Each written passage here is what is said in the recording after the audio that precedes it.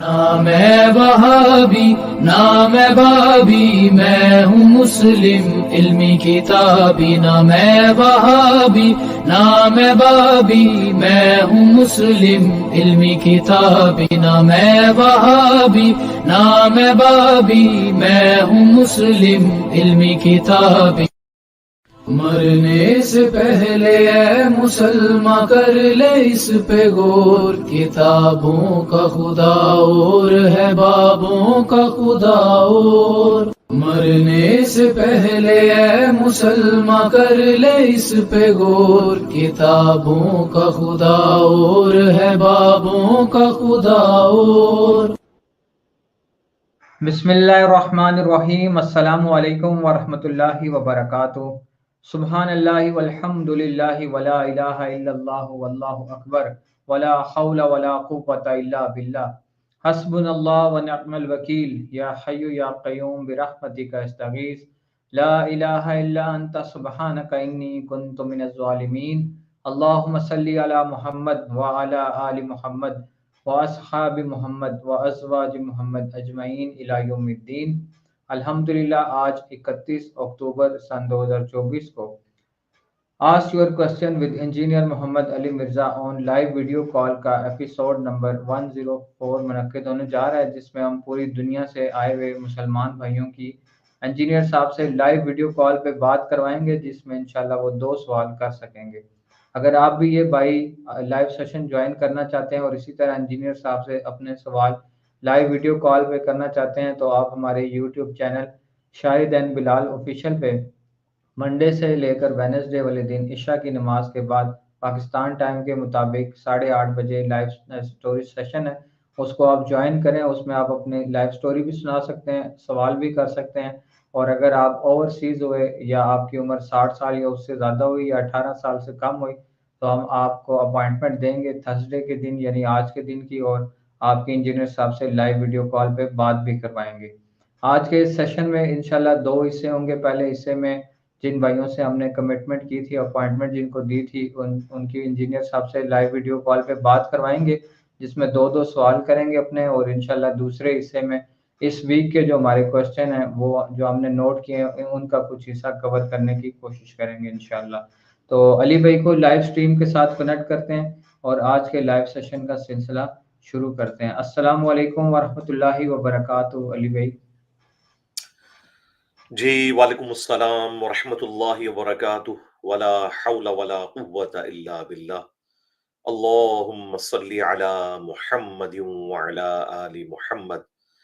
رب اشرح لی صدری ویسر لی امری واحلل عقدۃ من لسانی یفقہوا قولی. جی بلال بھائی، کتنے مہمان ہیں آج آپ کے؟ جی علی بھائی 15 لوگ ہیں انشاءاللہ. آج 15 لوگ جوائن کریں گے انشاءاللہ تعالی. 15. ہاں جی جی جی، اللہ کا نام لے کے شروع جی کریں. کرتے ہیں علی بھائی انشاءاللہ. بسم اللہ الرحمن الرحیم. علی بھائی لائیو سیشن میں سب سے پہلے ندیم بھائی نے ہمیں جوائن کیا ہے کینیڈا سے. السلام علیکم ندیم بھائی، آپ لائیو ہیں، اپنا سوال کر سکتے ہیں. السلام علیکم ورحمۃ اللہ. جی وعلیکم السلام ورحمۃ اللہ وبرکاتہ. جی ندیم بھائی اپنا سوال کریں. سر پہلا سوال ہے، تکفیر کے اصول اور شرائط کیا ہیں؟ کیا تکفیر حرام ہے؟ یہ تو پوری ڈاکٹرن ہے میرے بھائی، یہ سوال تو نہیں ہے. یہ تو پوری ڈاکٹرن ہے، اس کے اوپر ہاں یا نہ میں تو کوئی جواب نہیں دیا جا سکتا. اس لیے بہتر یہ کہ اس سوال کو رہنے دیں آپ. فی الوقت آپ یہ پوچھ سکتے ہیں کہ مسلمانوں کے وہ کون سے بنیادی عقیدے ہیں جن کی بنیاد کے اوپر ہم مسلمانوں کو مسلمان سمجھتے ہیں. تو وہ عقیدہ توحید، عقیدہ رسالت اور اس کی کرالری کے طور پر عقیدہ ختم نبوت اور عقیدہ آخرت ہے. یہ بنیادی چیزیں، ان میں سے اگر کسی چیز کا کوئی انکار کرے گا تو پھر تکفیر والا معاملہ ہوگا. اور ظاہر ہے وہ بھی اہل علم کا کام ہے کہ وہ اس شخص کے ساتھ ڈسکشن کریں گے کہ اسے سمجھنے میں کوئی خرابی لگی ہے یا اس کا ذہنی توازن بگڑ گیا ہے یا اور کوئی چیز ہے. اور اگر آپ ڈیپ ڈیک کرنا شروع کریں تو پھر کافی ساری چیزیں ایسی ہیں جن کی وجہ سے کفر لازم آئے گا. مثال کے طور پر اگر کوئی شخص کلمات کفر بول دیتا ہے تو اس کی وجہ سے بھی اس پہ کفر لازم آئے گا، اس پہ توبہ پیش کی جائے گی، مسلمان کیا جائے گا. اللہ تعالیٰ کی حلال کردہ شریعت کو وہ حرام کہہ دے، اللہ تعالیٰ کے جو عائد کردہ فرائض ہیں ان کی فرضیت کا انکار کرتے ہیں. مثلا کوئی شخص ساری چیزیں مانتا ہے اور وہ کہتا ہے میں نمازوں کو فرض نہیں مانتا، تو وہ بھی کافر تصور کیا جائے گا. تو اس طرح کی جتنی بھی چیزیں ہوں گی اس کے بعد لوگوں کی اصلاح کی کوشش کریں گے. ان شارٹ یہ ہے کہ تکفیر کرنے کی کوئی ضرورت نہیں ہے، صرف علمی طریقے سے کسی کی غلطی اس کے اوپر واضح کی جائے، باقی اس کا معاملہ اللہ کے سپرد کر دیا جائے. کیونکہ تکفیر کا رزلٹ یہ نکلا ہے کہ آج آپ دیکھ لیں کہ بریلوی اہل حدیث کی تکفیر کرتے ہیں، دیوبند کی تکفیر کرتے ہیں. اہل حدیث جو ہے وہ کہتے ہیں کہ جی بریلوی مشرکین عرب سے بھی بدتر ہے. آپ دیکھ لیں ان کے علماء کی ویڈیوز ریکارڈ ہے. تو اس کا اینڈ کوئی نہیں ہے. یہ خوارج کا طریقہ ہے تکفیر کرنا. ہاں، غلطی کو واضح کرنا یہ صحابہ کرام کا طریقہ ہے. غلطی واضح کریں اور ان کا معاملہ پھر اللہ کے سپرد کر دیں. جو بھی اہل قبلہ اہل کلمہ ہے اس کی غلطی اس کے اوپر واضح کی جائے. جی سیکنڈ کوسچن کر لیں. تو سر وہ جو غامدی صاحب کا جو نظریہ ہے کہ کسی کی ہم تکفیر بالکل ہی نہیں کر سکتے چاہے وہ کلمہ کفر بھی بول دے، وہ غلط ہے. بس وہ کلیئرفائی کرنا ہمیں. یہ دوسرا اصل سوال ہے سوال آپ کا. آپ یہ پوچھنا نہیں چاہ رہے ہیں نہیں، کہ پہلے سوال کا. نہیں پہلے سوال کا نہیں، پہلے یہ تو سوال اس کی کا بچہ ہے نا. میں نے اس لیے آپ کو پہلے کہا تھا نا، ڈاکٹرین ہے نا. ٹھیک ہے. آپ کو یہی پھر سوال سیدھا دوسرا پوچھنا سوال، چاہیے تھا. آپ نے اپنا ایک سوال کا چانس لے لیا نا. ٹھیک ہے کوئی مسئلہ نہیں. دوسرا سوال یہ ہے کہ مسلمانوں کا زوال کب، کیوں اور کیسے ہوا، اور اس کے اصل مجرم کون ہے، اور ہم ان مجرمین کے ساتھ کیا کریں؟ مجرمین جو ہیں جی وہ دیندار طبقہ ہے، اولین مجرمین. اور اس کے بعد اگر کوئی ہے تو حکمران ہے جن کو سپورٹ ان دیندار طبقوں کی رہی ہے. اور تیسرے نمبر کے اوپر عوام الناس ہے. کرنا کیا ہے؟ کرنا یہ ہے کہ یہ غلطی ماننی ہے کہ دیندار طبقہ مجرم ہے، دیندار طبقے نے یہ سب کچھ کیا، اللہ کی آیات کو بیچا اور دنیاوی منفعت کی خاطر اختلاف رائے کیا. اس سے بڑی کیا بدبختی ہوگی کہ دیندار طبقے نے اس چیز کو اپنا فخر بنا کے پیش کیا امت کے سامنے کہ جو اس وقت اگر نیو مسلمز کو پتا چل جائے تو مسلمانوں کے چہرے کے اوپر بدنما داغ ہے کہ انہوں نے 400 سال تک 1517 اے ڈی سے لے کر 1917 اے ڈی تک خانہ کعبہ شریف میں 4 مسلح ڈال کے رکھے ہیں، حنفی، شافعی، مالکی، حنبلی.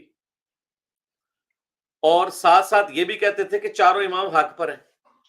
بھائی چاروں حق پہ ہیں تو 4 مسلح ڈالنے کی ضرورت ہی نہیں ہے، ایک ہی مسلح پہ باری باری مختلف اماموں کو کھڑا کر لو. لیکن ایسا نہیں ہوتا تھا کیونکہ ایک دوسرے کے پیچھے نماز بھی نہیں پڑھتے تھے. بھائی یہ کون سا حق پہ ہونا ہے کہ جس میں آپ ایک دوسرے کے پیچھے نماز ہی نہ پڑھو. ایک تو ہمارا پوائنٹ آف ویو ہے نا کہ مسلمانوں کے جتنے بھی فرقے ہیں اپنی تمام گمراہیوں کے باوجود مسلمان ہیں. چلے ہمیں تو زیب دیتا ہے، ہم انہیں مسلمان سمجھتے ہیں، اس کے باوجود ہم کہتے ہیں ان کے پیچھے نمازیں ہوتی ہیں. لیکن یہ لوگ تو نہ صرف انہیں مسلمان سمجھتے تھے بلکہ فخریہ کہتے ہیں جی چاروں امام حق پہ ہیں، ان کے ماننے والے بھی حق پہ ہیں. تو تم لوگ تو ان کو حق پہ مانتے ہوئے ان کے پیچھے نمازیں نہیں پڑھتے تھے. اتنی بڑی بدعت انہوں نے جاری کی 400 سال تک سلطنت عثمانیہ کی زیر نگرانی. اتنی بڑی بدعت. 800 سال ہوئے اس بدعت کو ختم ہوئے ہوئے. لیکن مجھے بتائیں اگر یہ بدعت ختم نہ ہوئی ہوتی تو آج جو نیو مسلم مسلمان ہو رہے ہیں کعبہ شریف میں جا کے مسلمانوں کا کیا امیج ان کے اوپر پڑنا تھا. یہ کتنا بڑا ظلم کیا ان لوگوں نے. اور یہ آج تک فخریہ بیان کر رہے ہیں اس چیز کو. اس پہ ترا یہ ہے، کہتے ہیں جی یہ تو علماء نے اجماع کر لیا تھا. بھائی اجماع اگر امت کا ہوا تھا تو اجماع تو آپ کا ختم ہو گیا. پھر اجماع نہیں ہوا تھا، تلوار کے زور کے اوپر انہوں نے بدماشی کے ساتھ یہ سب کچھ کیا تھا. اگر اجماع ہوا تھا تو اجماع پہ تو اللہ تعالیٰ کا ہاتھ ہے قیامت تک کے لیے، تو اجماع تو آج بھی باقی رہتا. اور اب اگر یہ دوبارہ اس طرح کی کوشش کریں تو وہ بھی ختم ہوگی، کیونکہ اب سب سے بڑا جو اسکول آف تھاٹ ہے وہ تو حنفی ہے. اور حنفیوں کے 2 فرقے ہو چکے ہیں، بریلوی اور دیوبندی. تعداد دیکھی جائے تو بریلویوں کی زیادہ ہے، تو اصولاً تو دیوبند کو جو ہے وہاں پہ مسلح نہیں ملنا چاہیے. تو یہ سب سے بڑے کسٹوڈین ہی سلطنت عثمانیہ کے دیوبندی بنے ہوئے. تو آج اگر سلطنت عثمانیہ ہو تو وہ تو بریلویوں کو مسلح دے گی. تو پھر یہی دیوبندی آپ کو کہتے ہوئے نظر آئیں گے کہ جی کعبے کی جمعیت کو آپ نے توڑ دیا، 4 مسلحوں میں بانٹ دیا، کیونکہ انہیں مسلح نہیں ملے گا. ٹھیک ہے، تو اس لیے ہماری تو اب پیش گوئی یہی ہے کہ انشاءاللہ اسلام کی نشت ثانیہ کا آغاز ہو چکا ہے، رینیسانس کا آغاز ہو چکا ہے. اب انشاءاللہ تعالیٰ دوبارہ سے یہ بدعت حرمین کی سرزمین میں داخل نہیں ہوگی. امت انشاءاللہ تعالیٰ، اب اللہ تعالیٰ نے ان کا جو غرور، یہ تکبر توڑا نا تلوار والا، یہ تو ہونا تھا. سلطنت عثمانیہ نے اسلام کے نام کے اوپر جو بدماشی پھیلائی ہوئی تھی نا ود ان اپنے جو کنٹریز کے اندر، اور اپنے مرضی سے انہوں نے معاملات کو مسلط کیا ہوا تھا، تو یہ تو زور ٹوٹنا تھا. اللہ کا شکر ہے ٹوٹا ہے، ورنہ انہوں نے تو آج بھی یہ سب کچھ تماشا لگا کے رکھنا تھا. تو اللہ کا شکر ہے ختم ہوا ہے. امید ہے اب یہ دوبارہ نہیں آئے گا انشاءاللہ تعالی. تو یہ چیزیں نہیں، یہ تباہی کی وجہ ہے. اچھا، پھر اسی سلطنت عثمانیہ نے مزارات بنوائے بقیہ غرقد میں. پہلے تو 650 سال کے بعد رسول اللہ کے قبر مبارک کے اوپر لا کے گنبد رکھا مملوک امپائر جو صلاح الدین ایوبی کی اولاد نے، وہ بھی سنی تھے، مملوک سلطنت، شافعی اسکول آف تھاٹ سے تھے وہ. پہلے تو یہ ایوبی ڈائنسٹی نے یہ ظلم کیا کہ لا کے گنبد خضرا رکھا. اس کے بعد سلطنت عثمانیہ نے اسی بدعت کو کاپی کرتے ہوئے باقی مزار بھی بنانے شروع کر دیے. ٹھیک ہے، تو یہ تماشا انہوں نے لگا کے رکھا ہے. 12 ربیع الاول کی چھٹی سلطنت عثمانیہ نے ڈکلیئر کی تھی، اور اس کے بعد سے انہوں نے اس کو بھی منانا شروع کر دیا آفیشلی ایک عید کے طور پر. اور جو سنت طریقہ تھا سوموار کے روزے کا، وہ تو پس پش چلا گیا. تو اس وقت آپ کو دنیا میں جہاں کہیں یہ میلاد نظر آ رہا ہے، یہ ساری سلطنت عثمانیہ کا کیا در ہے. اور یہ بھی سٹارٹ جو لیا تھا وہ بھی مملوک ایوبی ڈائنسٹی کا ایک ایمپرر تھا الملک المظفر،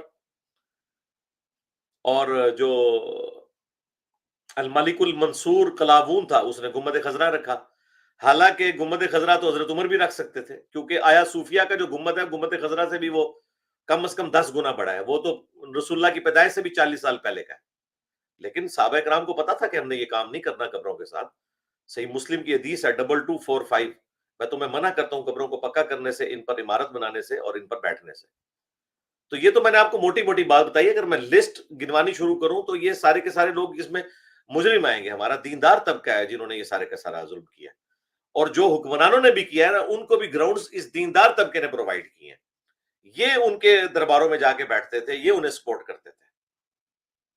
اس لیے الٹیمیٹلی جو ذمہ داری ہے وہ دیندار طبقے کے اوپر آتی ہے. ٹھیک ہو گیا جی؟ چلے جی پکچر سر، بہت شکریہ. السلام علیکم. نہیں سر، جزاک اللہ، فی امان اللہ.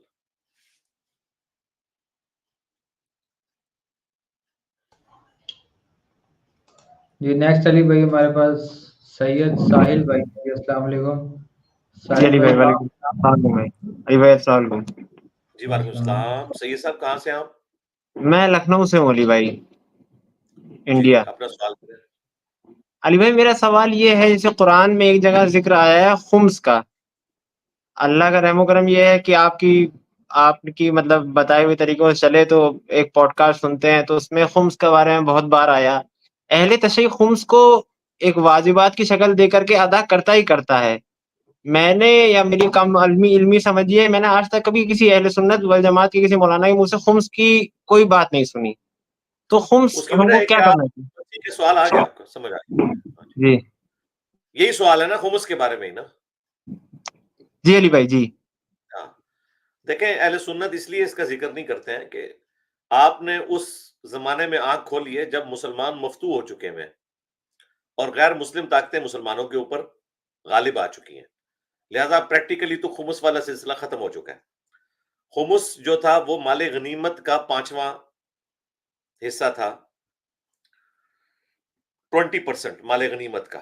مال غنیمت وہ مال ہے جو کفار جنگ میں چھوڑ کے چلے جاتے تھے اور مسلمانوں کے پاس وہ آتا تھا. اور اس کے بعد پھر ایک جزیے والا سلسلہ بھی ہوتا تھا جن کے ساتھ صلح والا معاملہ ہوتا تھا. تو بیت المال میں خمس رکھا گیا تھا رسول اللہ صلی اللہ علیہ وآلہ وسلم اور ان کے رشتہ داروں کے لیے جن پہ آپ علیہ السلام خرچ کر سکیں، اور بنو ہاشم کے لیے، کیونکہ ان کے اوپر تو صدقہ خیرات حرام ہے قیامت تک کے لیے، زکوٰۃ.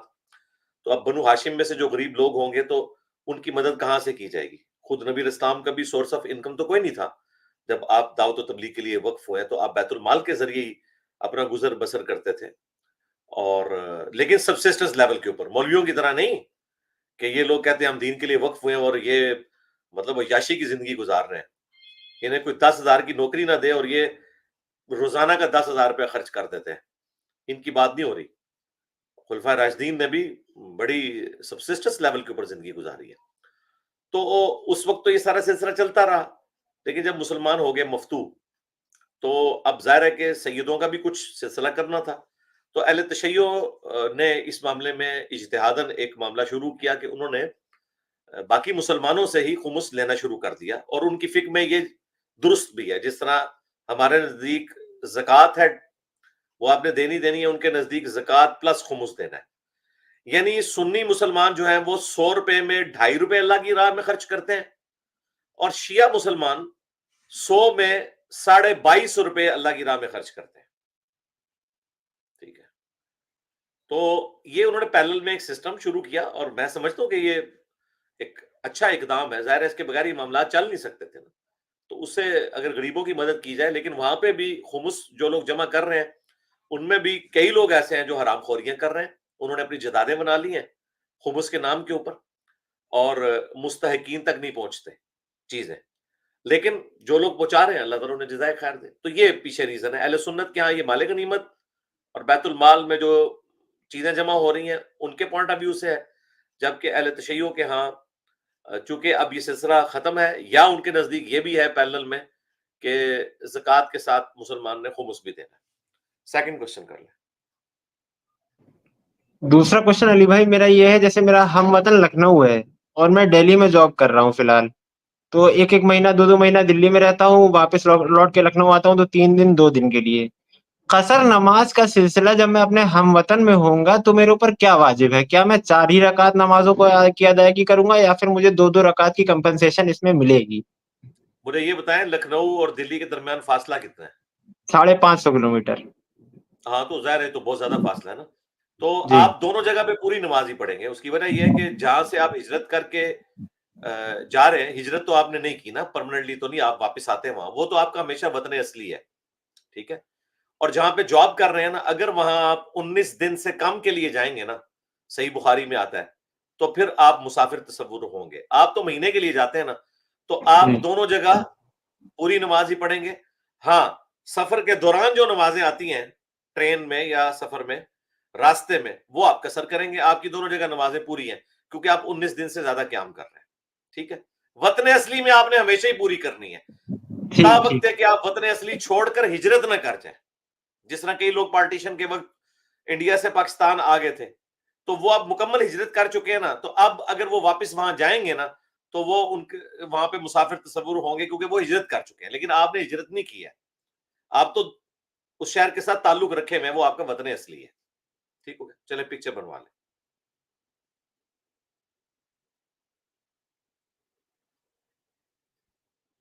جزاک اللہ۔ جی فی امان اللہ بھائی۔ نیکسٹ علی بھائی ہمارے ساتھ عمر احمد بھائی ہیں پٹنہ انڈیا سے۔ جی السلام علیکم عمر بھائی، اپنا مائک آن میوٹ کریں، سوال کریں، آپ لائیو ہیں۔ السلام علیکم علی بھائی۔ جی وعلیکم السلام ورحمۃ اللہ وبرکاتہ۔ جی عمر بھائی اپنا سوال کریں۔ جی علی بھائی، یہ کوشچن ہے کہ اگر کسی مسلمان کو حرام حلال کا تمیز نہ ہو، مطلب حرام حلال کا اتنا علم نہ ہو، اور وہ حرام ذرائع سے اپنا بزنس اوپن کر لیا یا سامان کوئی چیز پرچیز کر لیا، تو جب اسے بعد میں اگر علم ہو جاتا ہے تو اس حرام چیز کا وہ کیا کرے گا؟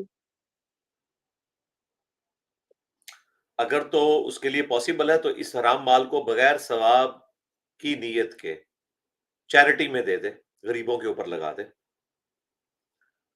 اور جو اس کا پاک مال ہے اس سے اپنا بزنس کرے۔ اور اگر اس کے پاس مال ہی ہے اور پاک مال اس کے پاس کوئی اویلیبل نہیں ہے، پھر اللہ تعالیٰ سے معافی مانگے، پھر یہ اجتہادی مسئلہ ہے اور اس کا اور اللہ کا معاملہ ہے، آگے سے اپنے معاملات کو سیدھا کر کے چلائیں۔ ایک تیسرا راستہ بھی اس میں جنید جمشید صاحب کے ساتھ بھی یہی ایشو تھا۔ انہوں نے جب مفتی تقی عثمانی صاحب سے ڈسکس کیا تو انہوں نے ان کو ایک بیچ میں اور مشورہ بھی دیا تھا۔ ظاہر ہے یہ مشورے وہ ہیں جو اجتہاداً ہے، یہ قرآن و سنت میں رپورٹ نہیں ہوئے تھے۔ تو انہوں نے کہا تھا کہ فی الوقت آپ اسی حرام مال کے ذریعے کاروبار کریں، اور جب آپ پروفٹ کمانا شروع کر دیں تو آپ اپنے پاس آہستہ آہستہ اتنی رقم جوڑیں کہ جتنے سے آپ نے حرام مال سے آغاز کیا تھا، جب اتنی رقم آپ جوڑ لیں تو اتنی رقم آپ پھر چیریٹی میں دے دیں بغیر ثواب کی نیت کے، اس کے ایکویلنٹ جتنے حرام مال سے آپ نے شروع کیا تھا، تاکہ اب باقی کا جو مال ہے اس کو آپ پھر پاک لے کر چل سکتے ہیں۔ ظاہر ہے یہ بھی اجتہادی ہے، کیونکہ وہ جو باقی کا بھی ہے وہ بھی تو کمایا تو اسی سے ہوا ہے نا، اور جس سے یہ ختم کیا ہے وہ بھی تو اسی سے ہی کمایا ہوا ہے نا۔ تو ظاہر ہے کہ جس طرح قرآن پاک میں اللہ تعالیٰ نے سود کے کانٹیکسٹ میں پورا رکوع ہے، سورۃ البقرہ کی آیت نمبر 274 سے 281 تک، اس میں اللہ تعالیٰ نے فرمایا کہ جو پہلے تم سود کھا چکے ہو وہ معاف ہے، اب آئندہ سود نہ لے کر کھاؤ، اور جن لوگوں کو تم نے قرض دیا ہوا ہے سود کے اوپر ان سے سود نہ لو، لیکن جو اپنی اوریجنل رقم جو ان کو دی تھی وہ تم لے لو، اور جو پہلے سود کھا چکے وہ معاف ہے۔ وہ قرآن میں یہ نہیں آیا کہ وہ سود واپس کرنا ہے ان لوگوں کو، لیکن یہ جو قرآن والا معاملہ ہے اس کو منوان آج اس طرح اپلائی اس لیے نہیں کیا جا سکتا کہ آج تو جو بندہ مسلمان ہے وہ پہلے دن سے سود کو حرام سمجھے گا، وہ پہلے دن سے شراب کو حرام سمجھے گا، ورنہ تو لوگ کہیں گے جی شراب 4 سٹیجز میں حرام ہوئی ہے تو میں پہلے کچھ عرصہ پیوں گا، پھر کچھ عرصہ جو ہے وہ پیوں گا اور نماز سے دور رہوں گا، وہ 4 سٹیجز جو قرآن میں آئی ہیں۔ نہیں، آج کے مسلمان کو پہلے دن سے شراب کو حرام سمجھ رہا ہے، لیکن یہ چونکہ اس سے جڑی ہوئی چیزیں میں نے اس لیے ریفرنس کے طور پر کوٹ کر دی۔ ان شارٹ یہ ہے کہ یہ مسئلہ اجتہادی ہے، کوئی پیٹ رول اس میں قرآن و سنت میں نہیں آیا، اور اجتہاد کی یہی خوبصورتی ہے کہ آپ اپنے گیون سرکمسٹانسز میں جو بیسٹ کر سکتے ہیں وہ کر لیں، اور پھر اللہ سے معافی مانگ کے اپنے معاملات کو آگے لے کے چلیں۔ نیکسٹ۔ اچھا علی بھائی، ایک اور کوشچن ہے۔ جیسے آپ مودودی صاحب کی بک جیسے میں نے بہت ساری پڑھی ہے، خطبات ہو گیا، الجہاد فی الاسلام، دینیات وغیرہ، اور بھی ان کی بہت ساری ایتھیزم پر بھی بہت ساری بک ہے، تو ان کی بک میں نے ویسے پڑھی ہے، بہت اچھی لگی اور کافی زیادہ موٹیویشن بھی ہوا، اور نظام کو بھی لے کر مطلب ایک مسلمان کا کافی جب مطلب بگر پرسپیکٹو بنتا ہے نا تو اندر سے آٹومیٹک آدمی مطلب موٹیویٹ ہو جاتا ہے بہت زیادہ، اور دوسرے کو بھی جب بتاتے ہیں اس طرح مطلب اس میں جب بگر پرسپیکٹو کو دوسرے کے سامنے بھی جب ڈیفائن کرتے ہیں تو وہ بھی کافی اس سے مطلب اٹریکٹ بھی ہوتے ہیں دین سے۔ تو جی تو مطلب، اور میں نے دیکھا ہے کہ جو مطلب جو نماز روزہ حج زکات کرتے ہیں، چند اخلاقیات چیز ہو گئی یا پھر یہ سب میں لگ دے تو الٹیمیٹلی وہ سیچوریٹ ہو جاتے ہیں۔ تو آپ مطلب جیسے بک کو پروموٹ کیوں نہیں کرتے؟ کیا چیز؟ مطلب سر مطلب آپ نے سے اپنے طرف سے سر آپ اپنے اسٹوڈنٹ کو بک پروموٹ کریں، ایک سجیشن ہے بس میں۔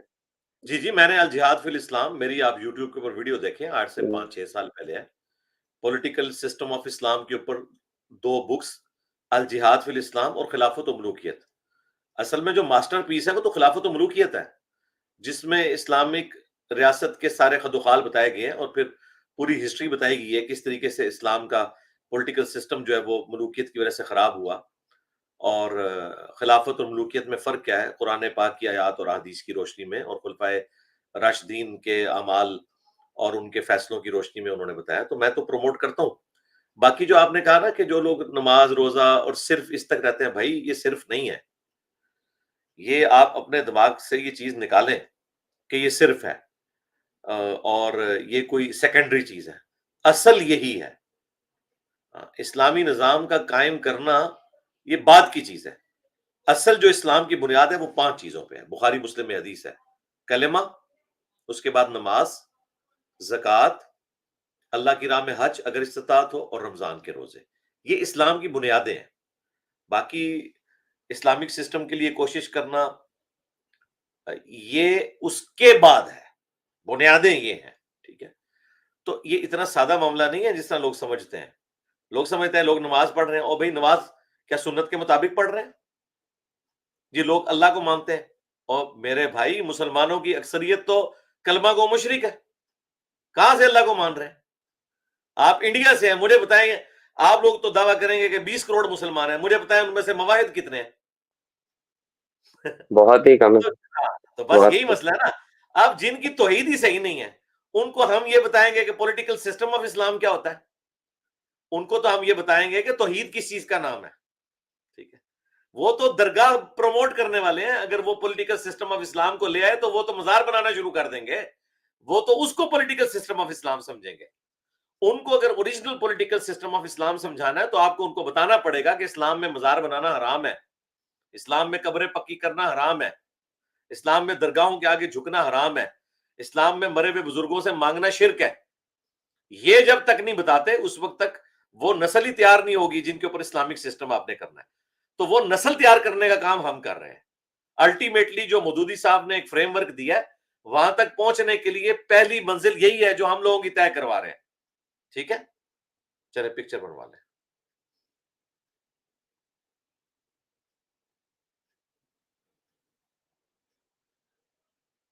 انہوں نے مطلب اس طرح سے ڈیفائن کیا ہے, سیدھا اس کو جیسے نظام سے انہوں نے کنیکٹ کیا ہے. بھائی آپ کے 2 سوال ہو چکے ہیں, آپ پکچر بنوائیں اور اگلے بھائی کو موقع دیں. جزاک اللہ. باقی سوال اگر کسی نے کرنے ہیں تو وہ آ کے لائیو سیشن میں اگلی دفعہ ریکارڈ کروا لیں. جی نیکسٹ. جی فی مان اللہ بھائی. نیکسٹ علی بھائی ہمارے ساتھ جواد الرحمان بھائی ہیں کینیڈا سے. السلام علیکم جواد بھائی, آپ لائیو ہیں, اپنا سوال کر سکتے ہیں. وعلیکم السلام بلال بھائی, بہت شکریہ جی کال لینے کا. السلام علیکم علی بھائی. جی وعلیکم السلام ورحمۃ اللہ وبرکاتہ. جی جواد بھائی, کہاں سے آپ؟ میں جی کینیڈا سے ہوں, تھنڈر بے سٹی کا نام ہے, اور پاکستان؟ پاکستان پشاور سے جی. اچھا اچھا, آپ پشتون ہیں؟ پشتون. ہاں جی, چلے اپنا سوال کریں.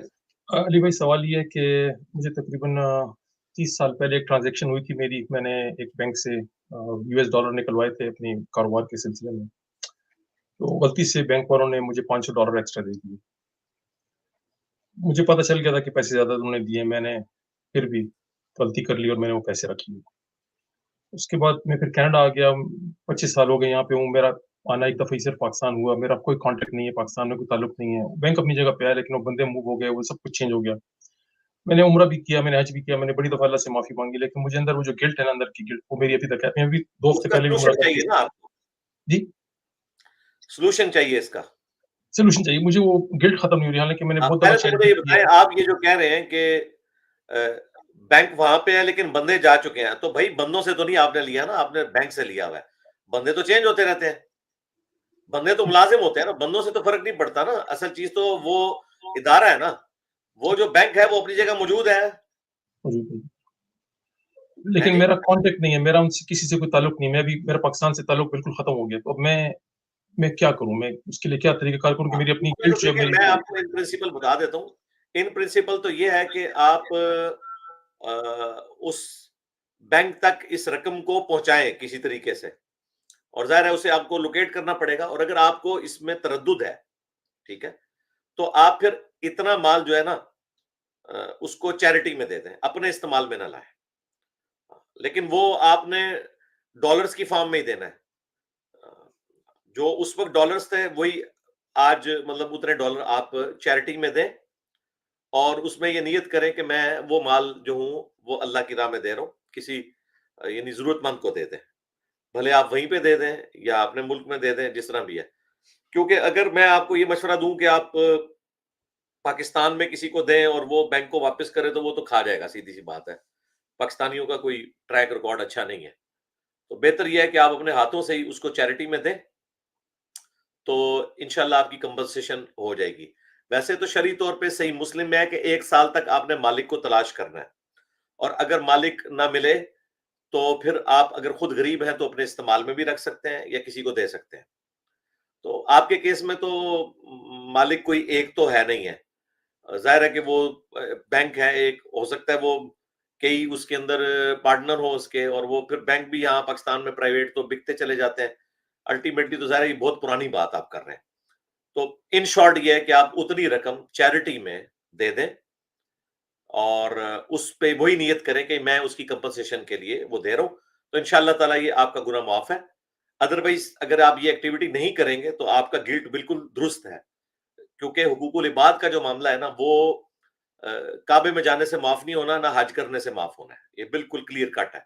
صحیح بخاری میں حدیث ہے کہ جس نے کسی سے کوئی لین دین کا معاملہ کرنا ہے نا اللہ کی مخلوق سے, تو وہ دنیا میں کر لے, آخرت میں اسے نیکیاں دینی پڑ جائیں گی. تو توبہ سے یہ چیزیں معاف نہیں ہوتی ہیں. توبہ سے وہ گناہ معاف ہوں گے جن کا تعلق آپ کا اور آپ کے رب کے ساتھ ہے. جو حقوق العباد سے متعلق چیزیں ہیں وہ چیزیں آپ نے انہی لوگوں سے معاف کروانی ہوں گی. اور جس طرح کا آپ کا کیٹاسٹرافک کنڈیشن ایک بن گئی ہے، اس طرح کے کیسز میں اگر آپ نے کسی انڈیویجول سے لیا ہوتا اور وہ فوت ہو گیا ہوتا اور آپ اس کا کوئی اتا پتہ نہ ہوتا، تو پھر میں آپ سے کہتا کہ آپ چیریٹی میں دیں اور اس کی نیت یہ کریں کہ اس شخص کو اس کا ثواب ملے. ٹھیک ہے، اس میں بھی آپ چیریٹی میں دیں اور آپ یہ نیت کریں کہ اس بینک کا جو آنر ہے اس کو اس کا ثواب ملے. اور اگر وہ پبلک سیکٹر سے ہے تو جو لوگ اس کے آنر ہیں بنتے ہیں، چاہے وہ پاکستان کی عوام بنتی ہے یا گورنمنٹ بنتی ہے، جن لوگوں کی کنٹریبیوشن ہے، میں ان سب کی طرف سے یہ دے رہا ہوں. تو انشاءاللہ تعالیٰ اس کی کمپنسیشن ہو جائے گی. جی جواد بھائی دوسرا سوال کر لیں. ایز اے فیملی ہیڈ میں بھی کافی ریلیجسلی انکلائنڈ ہو چکا ہوں. ظاہر ہے عمر کی سٹیج میں ہر بندے کو ہوش آ جاتی ہے، لیکن میری یہاں پہ کینیڈا میں سسٹم ایسا ہے کہ یہاں پہ ہر بندہ کہتا ہے جی میری مرضی ہے، میں جس طرح چاہوں اپنی زندگی گزاروں، مجھے کوئی روکے نہیں، مجھے کوئی ٹوکے نہیں. یہ بات میری گھر والوں کی طرف سے بھی ہوتی ہے اور میرے بچوں کی طرف سے بھی ہوتی ہے. میں بہت ان کو کوشش کرتا ہوں ان کو بتانے کا کہ یار نماز وقت پہ پڑھو یا نہ پڑھو، ایٹ لیسٹ پڑھو یا جو بھی. لیکن مجھے یہ رسپانس ملتا ہے کہ جی ہمارا اپنا مسئلہ ہے، ہمارا ذاتی مسئلہ ہے، آپ اس چیز میں مت آئیں.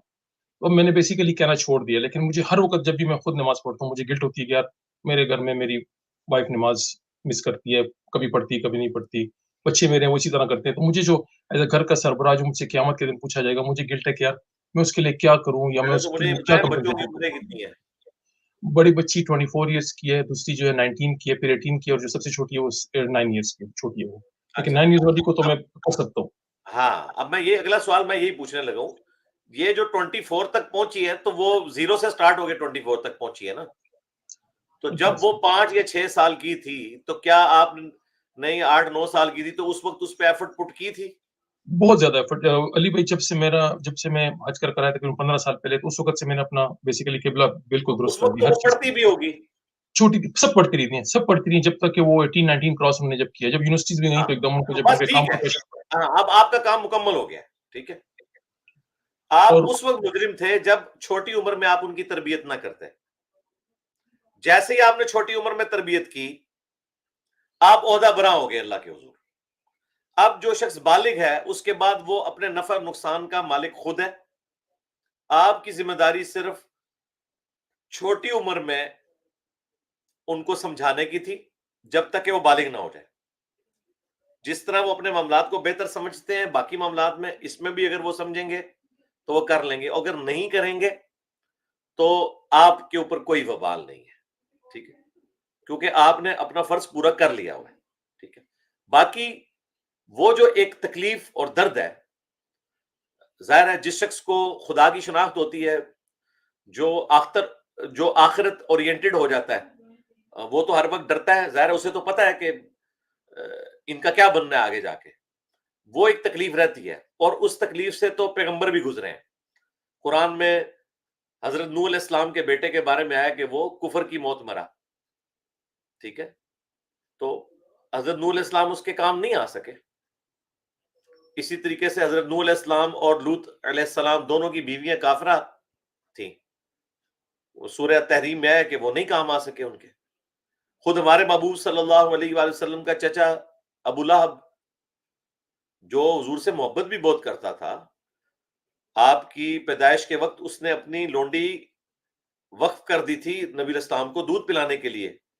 سویبہ ان کا نام تھا رضی اللہ تعالیٰ عنہ وسلام اللہ علیہا. وہ مسلمان ہو گئی تھی.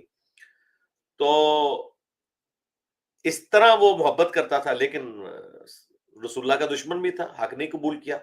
نبی علیہ السلام کی تو کبھی خواہش نہیں تھی کہ وہ کفر کی حالت میں دنیا سے جاتا، لیکن ہوا ایسے. تو ان شارٹ یہ ہے کہ اگر آپ نے بالغ ہونے سے پہلے اپنی طرف سے بات پہنچائی ہے تو آپ بری الذمہ ہیں، بالکل آپ کی کوئی ذمہ داری نہیں ہے. اور اس کے بعد کرٹسی میں جب کبھی وقتاً فوقتاً موقع ملے آپ بات ضرور کر سکتے ہیں. ایمفسائز کرنے کی ضرورت نہیں، گلٹ لینے کی ضرورت نہیں. اور خصوصاً جب انسان غم کی حالت میں ہوتا ہے اس وقت اگر اسے آخرت اورینٹڈ کیا جائے تو زیادہ اس کے لیے فائدہ مند ہوتا ہے. مثلاً قریبی رشتہ داروں میں اگر کوئی ڈیتھ ہوتی ہے یا آپ کے جاننے والوں میں کسی کی ڈیتھ ہوتی ہے اور اس کی خبر آپ کے گھر میں آتی ہے، تو آپ دیکھتے ہیں کہ اس وقت ایک خاص کیفیت لوگوں پہ طاری ہوتی ہے. تو وہ ایک اچھا موقع ہوتا ہے یہ بات کرنے کا کہ انسان ایک پیار بھرے انداز میں اپنی بات سامنے رکھ لے، بس صرف بات رکھنے تک. باقی یہ سارے سمجھدار ہیں، یہ نہ سمجھیں کہ ان کو سمجھ نہیں ہے. نہ، آپ بری عزم ہیں، کوئی ٹینشن لینے کی ضرورت نہیں ہے. آپ آخرت اورینٹڈ ہوں اور وقتاً فوقتاً جہاں موقع ملے بات کریں. باقی اپنے سر پہ سوار کرنے کی یا اس کی لکیر پیٹنے کی ضرورت کوئی نہیں. ٹھیک ہو گیا؟ چلیں پکچر بنوا لیں.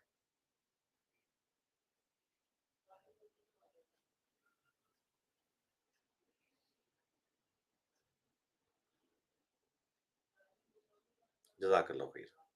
فی امان اللہ. جی جی جی فی امان اللہ مائک بھائی. آن کریں، مائک آن کریں، کچھ کہہ رہے ہوتے ہیں. جی جی کیا کہہ رہے ہیں؟ کرنے میں ابھی 2 ہفتے پہلے میں عمرہ کر کے واپس آیا اور میں نے خانہ کعبہ میں کھڑے ہو کر آپ کے لیے اور آپ کی اس دعوت کے لیے اور آپ کی فیملی اور بچوں کے لیے میں نے ہاتھ اٹھا کے دعا کی ہے. اللہ کرے کہ آپ اسی طرح محنت کرتے رہیں اور اللہ آپ کو اس کا اجر دے. بہت شکریہ. ہماری پوری ٹیم کے لیے بھی دعا کیا کریں، ان کی فیملیز کے لیے بھی. سب کے لیے، سب کہ کے لیے میں دعا نے کی. تو میں نے اپنی کہا ویڈیوز جتنے میں بھی ڈکلیئر کیا ہے کہ میرے بعد اس دعوت حق کی سب سے زیادہ اگر تکلیف کسی کو اٹھانی پڑ رہی ہے تو وہ میرے سٹوڈنٹس ہیں. میری فیملی تیسرے نمبر کے اوپر ہے، اور سٹوڈنٹس بھی وہ جو ہمارے دار ارقم اور اکیڈمی کے ساتھ اٹیچ ہیں. ظاہر ہے ایک اکیلا بندہ تو کچھ نہیں کر سکتا. جو سیکیورٹی کے اوپر مامور ہیں، ہمارے باقی معاملات کو دیکھتے ہیں، یہ بلال بھائی ہیں، شاہد بھائی ہیں، ہمارے حافظ صاحب ہیں، باقی لوگ ہیں، اور پوری دنیا میں جتنے ہیں مسلمان. میں بہرحال سب کے لیے دعا کرتا ہوں، اپنے تمام سٹوڈنٹس کے لیے اور تمام مسلمانوں کے لیے. تو آپ بھی ہمیں، ہماری فیملیز کو، ہمارے ٹیم ممبرز، ان کی فیملیز کو دعا میں یاد رکھیں. اللہ تعالیٰ آپ کو خوش رکھے اور قیامت والے دن رسول اللہ صلی اللہ علیہ وآلہ وسلم اور ان کے جانثار خلفائے راشدین اور اہل البیت علیہم السلام کے ساتھ محشور فرمائے. آمین. جزاک اللہ. السلام علیکم. تھینک یو سو مچ. وعلیکم السلام. جی نیکسٹ علی بھائی ہمارے ساتھ دانش نثار بھائی ہیں. السلام علیکم دانش بھائی، کہاں سے ہیں آپ؟ لائیو ہے، اپنا سوال کر سکتے ہیں. السلام علیکم ورحمۃ اللہ وبرکاتہ. استاد محترم. جی وعلیکم السلام ورحمۃ اللہ وبرکاتہ. دانش بھائی تو کشمیر سے ہیں، ان کی اردو بتا رہی ہے. بالکل سر. جی لکھیں بریکٹ میں آگے کشمیر. جی دانش بھائی اپنا سوال کریں. جی سر، سوال مجھ کو نہیں کرنا ہے بلکہ میرے استاد محترم کو کرنا ہے. سر لیجیے بات جی کیجیے. کریں سوال کریں. السلام علیکم ورحمۃ اللہ وبرکاتہ. جی وعلیکم السلام ورحمۃ اللہ وبرکاتہ. جی کیا نام ہے آپ کا بھائی؟ حضرت میرا نام ہے عادل علی. اچھا جی اپنا سوال کریں. تو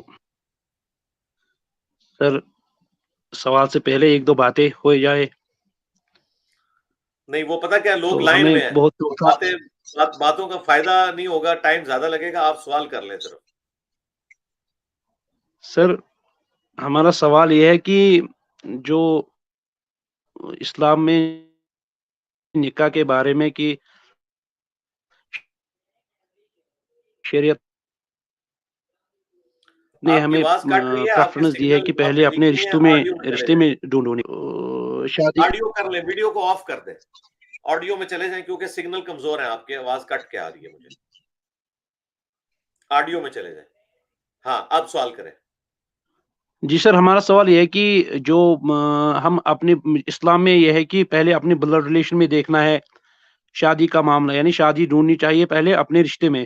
پھر جب شادی ہوتی ہے اس کے بعد کنسیو ہونے میں پرابلم آتی ہے، دقت آتی ہے، تو ڈاکٹر پہلے بتاتا ہے کہ کیا آپ کو کوئی بلڈ ریلیشن ہے؟ ہم بولتے ہیں ہاں جی ہے.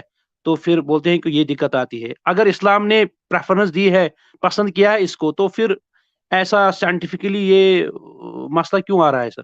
اسلام نے کہیں پہ بھی نہیں میرے بھائی یہ کہا کہ آپ نے سب سے پہلے اپنے قریبی رشتہ داروں میں شادی کرنی ہے. اگر آپ کے علم میں کوئی آیت یا حدیث ایسی ہے تو مجھے بتائیے، میرے علم میں تو نہیں ہے.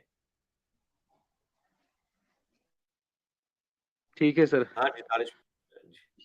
کون سی آیت اور حدیث میں ہے سننے کہ میں آیا قریبی سر رشتہ یہ. داروں میں شادی کرو؟ وہ مائک آن رہنے دو نا یار بلال. وہاں نہیں ہے علی بھائی، وہ خود کر رہے ہیں. ہاں جی وہ کہہ رہے ہیں جی سننے سر. میں آیا ہے. کس آیت اور حدیث میں آیا ہے کہ آپ نے قریبی رشتہ داروں میں شادی کرنی ہے؟ کس آیت اور حدیث میں ہے؟ कहते हैं पहले अपने रिश्ते में नहीं, ये लिखा कहाँ हुआ है भाई? हम तो इसके साथ ही एग्री सुनवाई। में करते हैं, हमारे में तो कोई नहीं है जी, ऐसी कोई बात नहीं है।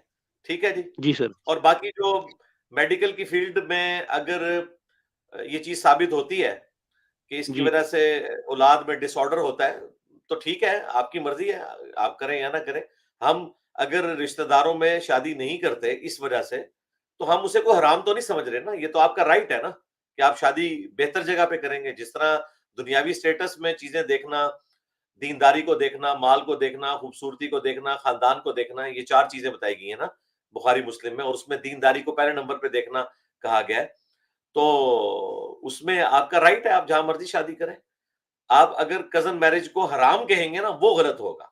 अगर आप उसे हलाल समझते हुए कजन मैरिज नहीं करते और रिश्तेदारों से हट के कहीं और शादी करते हैं, तो आपका राइट है, इस्लाम ने तो आपको कोई मना नहीं किया हुआ। ठीक है, दूसरा सवाल कर लें। सर सर दूसरा सवाल हमारा ये है कि जो इस्लाम 360 पे जो जितने भी तराजम या तफासिर है ऑडियो में, हम इस पे काम करें। अल्हम्दुलिल्लाह हम अहले हदीस की तरफ से हम वहाँ पढ़ने जाते हैं संडे इग्नू पैटर्न पे, संडे उधर क्लासेस है सर। वहाँ हम ये घर में भी पढ़ते हैं, एक उस्ताद के पास लुगतुल अरबिया और आसान कुरान तर्जमा।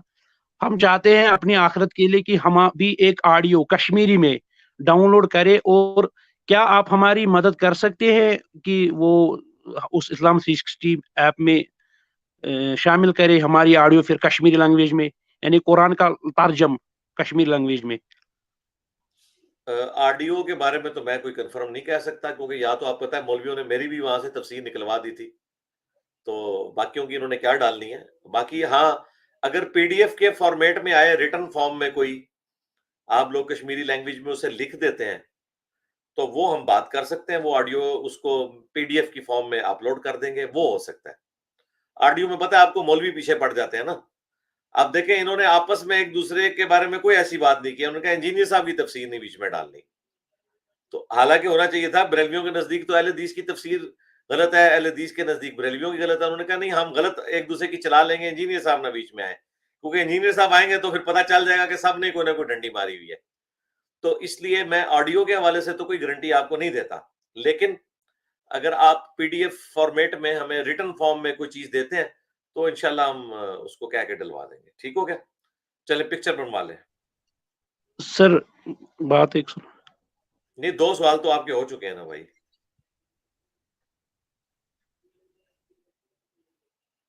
फी मानिल्लाह, जज़ाकल्लाह। जी जज़ाकल्लाह भाई, फी मानिल्लाह। जी ठीक है ठीक है, हाँ जी, नेक्स्ट। जी। जी नेक्स्ट अली भाई हमारे साथ है मोहम्मद नईम भाई हैं तुर्की के से। नईम भाई अपना माइक अनम्यूट करें, लाइव है, आप सवाल कर सकते हैं। अस्सलाम वालेकुम। जी वालेकुम सलाम। ऊंचा बोलें भाई, ये आप मेरा आपने वो लगाए में हैंड फ्री उतार दें, डायरेक्ट मोबाइल से बात करें, आवाज ऊंची आएगी फिर। हाँ अस्सलाम वालेकुम। जी वालेकुम सलाम। जी नईम भाई, कहाँ से आप? मैं तुर्की से हूँ। तुर्की से, लेकिन पीछे से कहाँ से? आप अफगानिस्तान से हैं या केपी से हैं? मैं उज्बेकिस्तान और अफगानिस्तान की जो बॉर्डर है ना, जैसे पठान पाकिस्तान में भी रहते हैं, हम अफगानिस्तान में भी रहते हैं, उज्बेकिस्तान में भी। तो उर्दू कैसे सीखी है आपने? मैं पाकिस्तान में पैदा हुआ था। कितनी उम्र है अभी आपकी? अभी 19। 5 तो साल पहले पाकिस्तान मैं में कितने साल गुजारे पाकिस्तान में आपने? 14 साल गुजारे। अच्छा, तो अभी आप यहाँ स्टडी के लिए आए हुए हैं, जॉब के लिए? यहाँ काम करता हूँ, घर वाले सब इधर ही। अच्छा, चले अपना सवाल करें अब आप।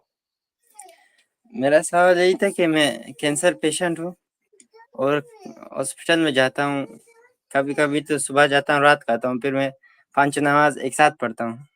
क्या जायज है? नहीं, वो जो आप हॉस्पिटल में जाते हैं, तो वो पूरा दिन क्या करते हैं आप? पूरे दिन यानी टेस्ट करवाता हूँ, यहाँ बेचता है, वहाँ बेचता है, उधर मस्जिद भी नहीं है, नमाज पढ़ने की जगह भी नहीं है। अच्छा, तो अभी इलाज आपका शुरू नहीं किया उन्होंने? नहीं अभी तो शुरू नहीं किए। किस चीज का कैंसर है आपको? कोलोन। अच्छा, चलें, अल्लाह ताला आपको शिफा दे, आफियत वाला मामला फरमाए, हमारी दुआएं आपके साथ हैं। तो आप सिर्फ जोर असर का ही मसला होता होगा ना, मगरिब इशा के वक्त तो आप घर आ जाते हैं ना? कभी कभी तीन वक्त की नमाज रह जाता है, 3 कभी 4। नहीं, वो तो मगरिब इशा तो वैसे ही जमा हो सकती है ना, वो रात को आप मगरिब इशा तो जमा कर सकते हैं ना, वो तो कज़ा नहीं होगी। सिर्फ मसला जोर असर का है, दिन की नमाजों का। जी जी जमा हो हाँ सकते हैं। हाँ, जमा कर लें, जोर असर को जमा करें, मगरिब और इशा को जमा कर लें दिन के अच्छा वक्त। हाँ, अगर वैसे तुर्की तो एक मुसलमान मुल्क है, वहां तो चप्पे चप्पे के ऊपर मस्जिदें हैं भाई, हॉस्पिटल में नमाज पढ़ने की कोई जगह मौजूद होगी, जोर असर आप जमा कर लें। आपके घर से कितनी दूर है हॉस्पिटल? यहाँ से मैं दूसरे शहर जाता हूँ ना, वहाँ एक बड़ा हॉस्पिटल है। अच्छा, फिर 2 ठीक घंटे। है। फिर अगर दूसरे शहर आप जा रहे हैं तो आप मुसाफिर भी हैं, आप दिन के वक्त 2 फर्ज पढ़ेंगे जोहर के और साथ ही 2 असर के पढ़ लें, ठीक है? जी और वापसी पे जब घर रात को आए तो 3 मगरिब के और 2 इशा के पढ़ लें, ठीक है? वो मगरिब और इशा की नमाज तो किसी भी वक्त रात को जमा हो सकती है ना, मसला आपकी दिन की नमाजों का है, जोर और असर का। वो आपने मगरिब के वक्त से पहले पहले दोनों को जमा करना है। तो आप दिन के वक्त किसी भी मस्जिद में वुजू करके 2 फर्ज जोहर के 2 असर के पढ़ लें। फजर तो आप घर से पढ़ के जाते होंगे? जी जी फजर हाँ, फजर कर तो सिर्फ जोर असर का मसला है ना, तो वहां आप मस्जिद में पढ़ सकते हैं यार, 2 फर्ज जोर के पढ़ने हैं, 2 असर के पढ़ने हैं। और बाकी जो मगरिब इशा है वो आप घर आके पढ़ सकते हैं, क्योंकि मगरिब और इशा की नमाज जमा हो सकती है। मगरिब और इशा की नमाज मगरिब का वक्त दाखिल होने से लेकर फजर का वक्त दाखिल होने वक्त किसी वक्त भी जमा हो सकती है। और जोर असर की नमाज जोर का वक्त दाखिल होने से लेकर मगरिब का वक्त होने से पहले पहले किसी भी वक्त जमा हो सकती है। ठीक हो गया? ठीक सेकंड है। क्वेश्चन कर लें। सेकंड क्वेश्चन तो नहीं, मगर मुझे एक नसीहत दे दे, मैं यहाँ कैसे जिंदगी करूँ, या यूरोप जैसा माहौल है यहाँ। नहीं, तुर्की में तो दोनों तरफ की एक्सट्रीम का माहौल है, तो मैं नसीहत तो आपको यही करूंगा कि नंबर 1 नमाजों के ऊपर पाबंदी रखनी है, ठीक है? और नंबर 2 अपनी निगाहों की हिफाजत करनी है, पाक दामन रहना है। अगर आप इस चीज का एहतमाम करेंगे तो बाकी सारी चीजें सानवी हैं। ये 2 ही चीजें हैं एक मुसलमान के लिए जिनको वो बुनियादी तौर पर ख्याल रखें।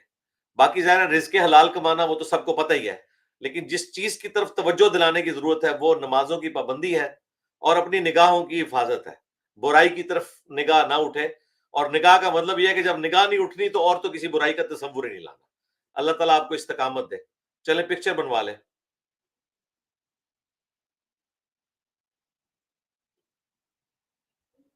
ठीक है नहीं भाई, फी मान अल्लाह। जी जज़ाकल्लाह, अल्लाह फी ताला आपको अमान शिफा अल्लाह। दे। आमीन। आमीन। नेक्स्ट अली भाई हमारे साथ इरफान फैयाज भाई हैं। अस्सलाम वालेकुम इरफान भाई, कहाँ से हैं आप? लाइव में अपना सवाल कर सकते हैं। अस्सलाम वालेकुम वरहमतुल्लाहि वबरकातुह। जी वालेकुम सलाम रहमतुल्लाहि व बरकातहू। जी इरफान जी भाई आपकी आवाज कट रही है, आप ऑडियो में चले जाएं। अस्सलाम वालेकुम वरहमतुल्लाहि वबरकातुह। वालेकुम अस्सलाम वालेकुम रहमतुल्लाहि व सलाम।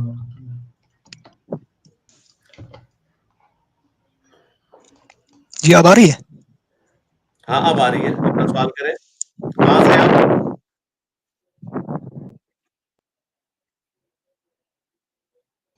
मेरे ख्याल में अली भाई उनका नेट डिस्कनेक्ट हो गया उनका। चले नेक्स्ट भाई दोबारा आ को गए। ले लेते हैं। जी शीज भाई ने हमें ज्वाइन किया लाहौर से। अस्सलाम वालेकुम भाई, अपना कैमरा ऑन करें।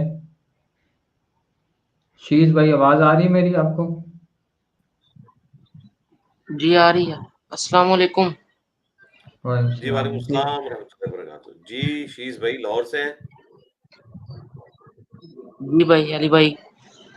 जी जी अपना सवाल करें।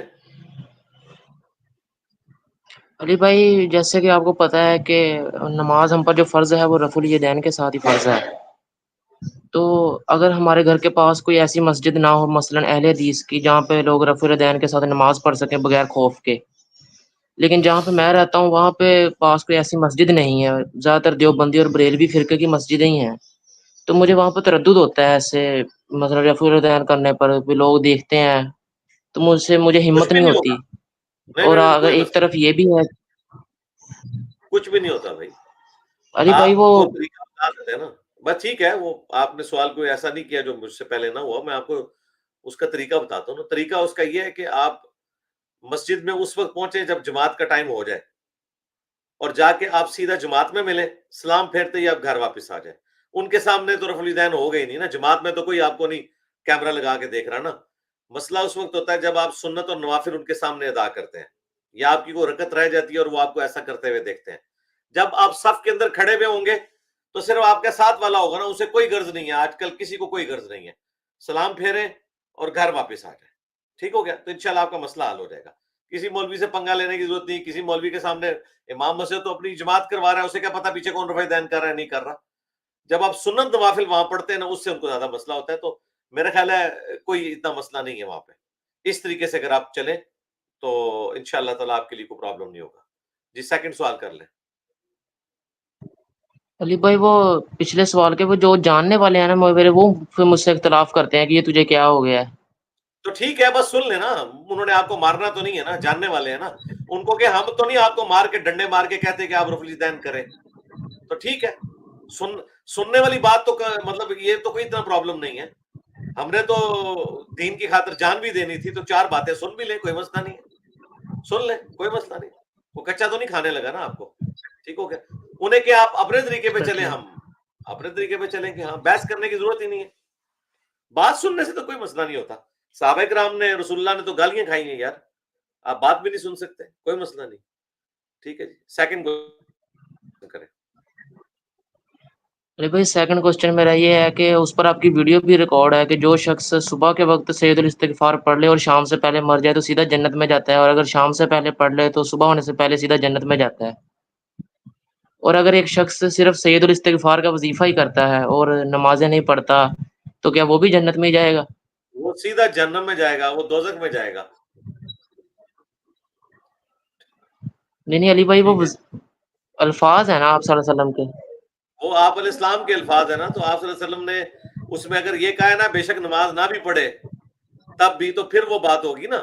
جو چیز اپنی اصل میں ثابت ہے وہ تو ثابت ہے. اصل میں یہ ہے کہ نبی علیہ السلام نے فرمایا کہ بندے کے کفر اور ایمان کے درمیان فرق نماز ہے.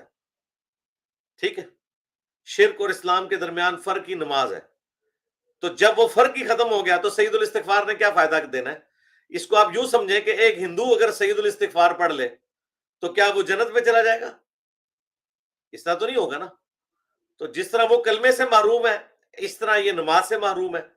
قرآن میں آئے وَأَقِیمُوا الصَّلَاةَ وَلَا تَكُونُوا مِنَ الْمُشْرِكِينَ, نماز قائم کرو اور مشرک نہ ہو جانا.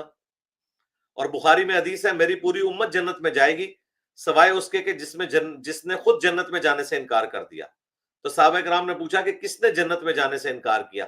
تو فرمایا جس نے میرا حکم مانا وہ جنت میں جائے گا, اور جس نے میری نافرمانی کی وہ جنت میں جانے سے انکار کر دیا اس نے. تو رسول اللہ کی سب سے بڑی نافرمانی اگر کوئی ہو سکتی ہے نا اعمال میں, تو وہ نماز کا چھوڑنا ہے. ٹھیک ہو گیا؟ تو ایک حدیث کو تو نہیں آپ نے دیکھ کے فیصلہ کرنا. ٹھیک ہے, یہ تو اسی طریقے سے میں شیش کو یہ بتاؤں کہ شیش آپ نے اگر ڈاکخانے میں بل جمع کروانا ہے تو 9 سے لے کے 5 بجے تک آپ ڈاکخانے میں بل جمع کروا سکتے ہیں. اور شیش جو ہے وہ سنڈے والے دن بل جمع کرانے پہنچ جائے اور کہ نہیں علی بھائی نے تو کہا تھا 9 سے 5 ہوتے ہیں, تو بھائی وہ سنڈے کے لیے نہیں کہا تھا, سنڈے کے علاوہ کے لیے کہا تھا. تو یہاں پہ بھی سید الاستغفار جو کہا ہے وہ نمازی کے لیے کہا ہے, بے نمازی کے لیے نہیں کہا. یہ حدیث جو ہے سنن نسائی الکبریٰ میں جو موجود ہے کہ جو فرض نماز کے بعد آیت الکرسی پڑھے گا وہ مرتے ہی جنت میں جائے گا. تو وہ جو نماز پڑھے گا اسی کے لیے یہ بشارت ہوگی, صرف آیت الکرسی پڑھنے سے بشارت نہیں ملے گی. ٹھیک ہو گیا؟ چلیں پکچر بنوا لیں. آپ نے کیا پکچر بنوانی ہے, آپ نے تو پردہ کیا ہوا ہے, چلے اسی پردے میں بنا لیں. فی امان اللہ. جی فی امان اللہ بھائی. نیکسٹ علی بھائی عرفان بھائی نے دوبارہ جوائن کیا. جی السلام علیکم عرفان بھائی, کہاں سے ہیں آپ؟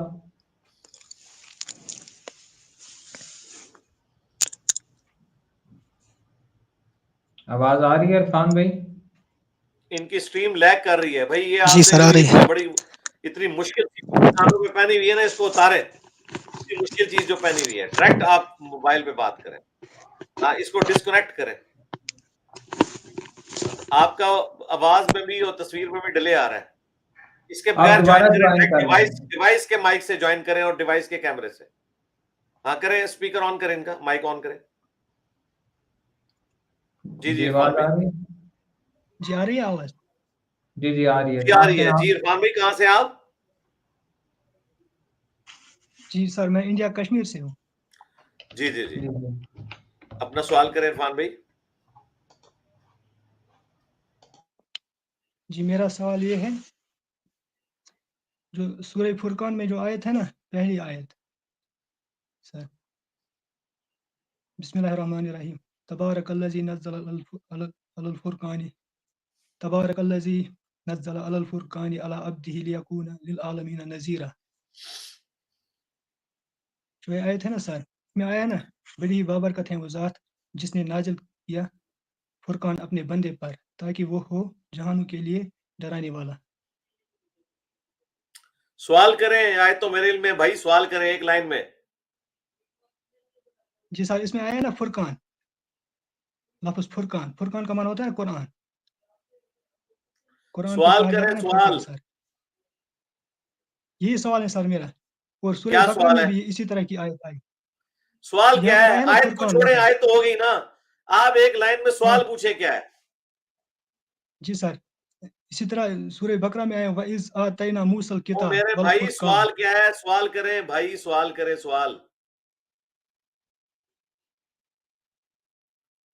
کتاب موسیٰ کے بارے میں، اس کو ہم نے کتاب دی. اور فرقان، یہاں فرقان سوال سے ابھی تک مراد آپ کیا نے ہے؟ کوئی نہیں کیا بھائی، سوال کریں. جی یہی سوال ہے میرا سر. سوال تو ابھی تک یہ ہی نہیں. کیا سوال ہے؟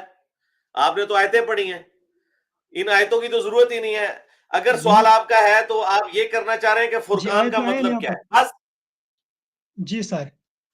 ہاں تو یہ کریں نا یار، آیتیں کیوں پڑھ رہے ہیں آپ؟ آیتیں تو تب پڑھے نا جب آیتیں پڑھنی ہے. آپ نے تو سوال کرنا ہے. بھائی فرقان کا مطلب ہے حق اور باطل میں تمیز کرنے والی چیز.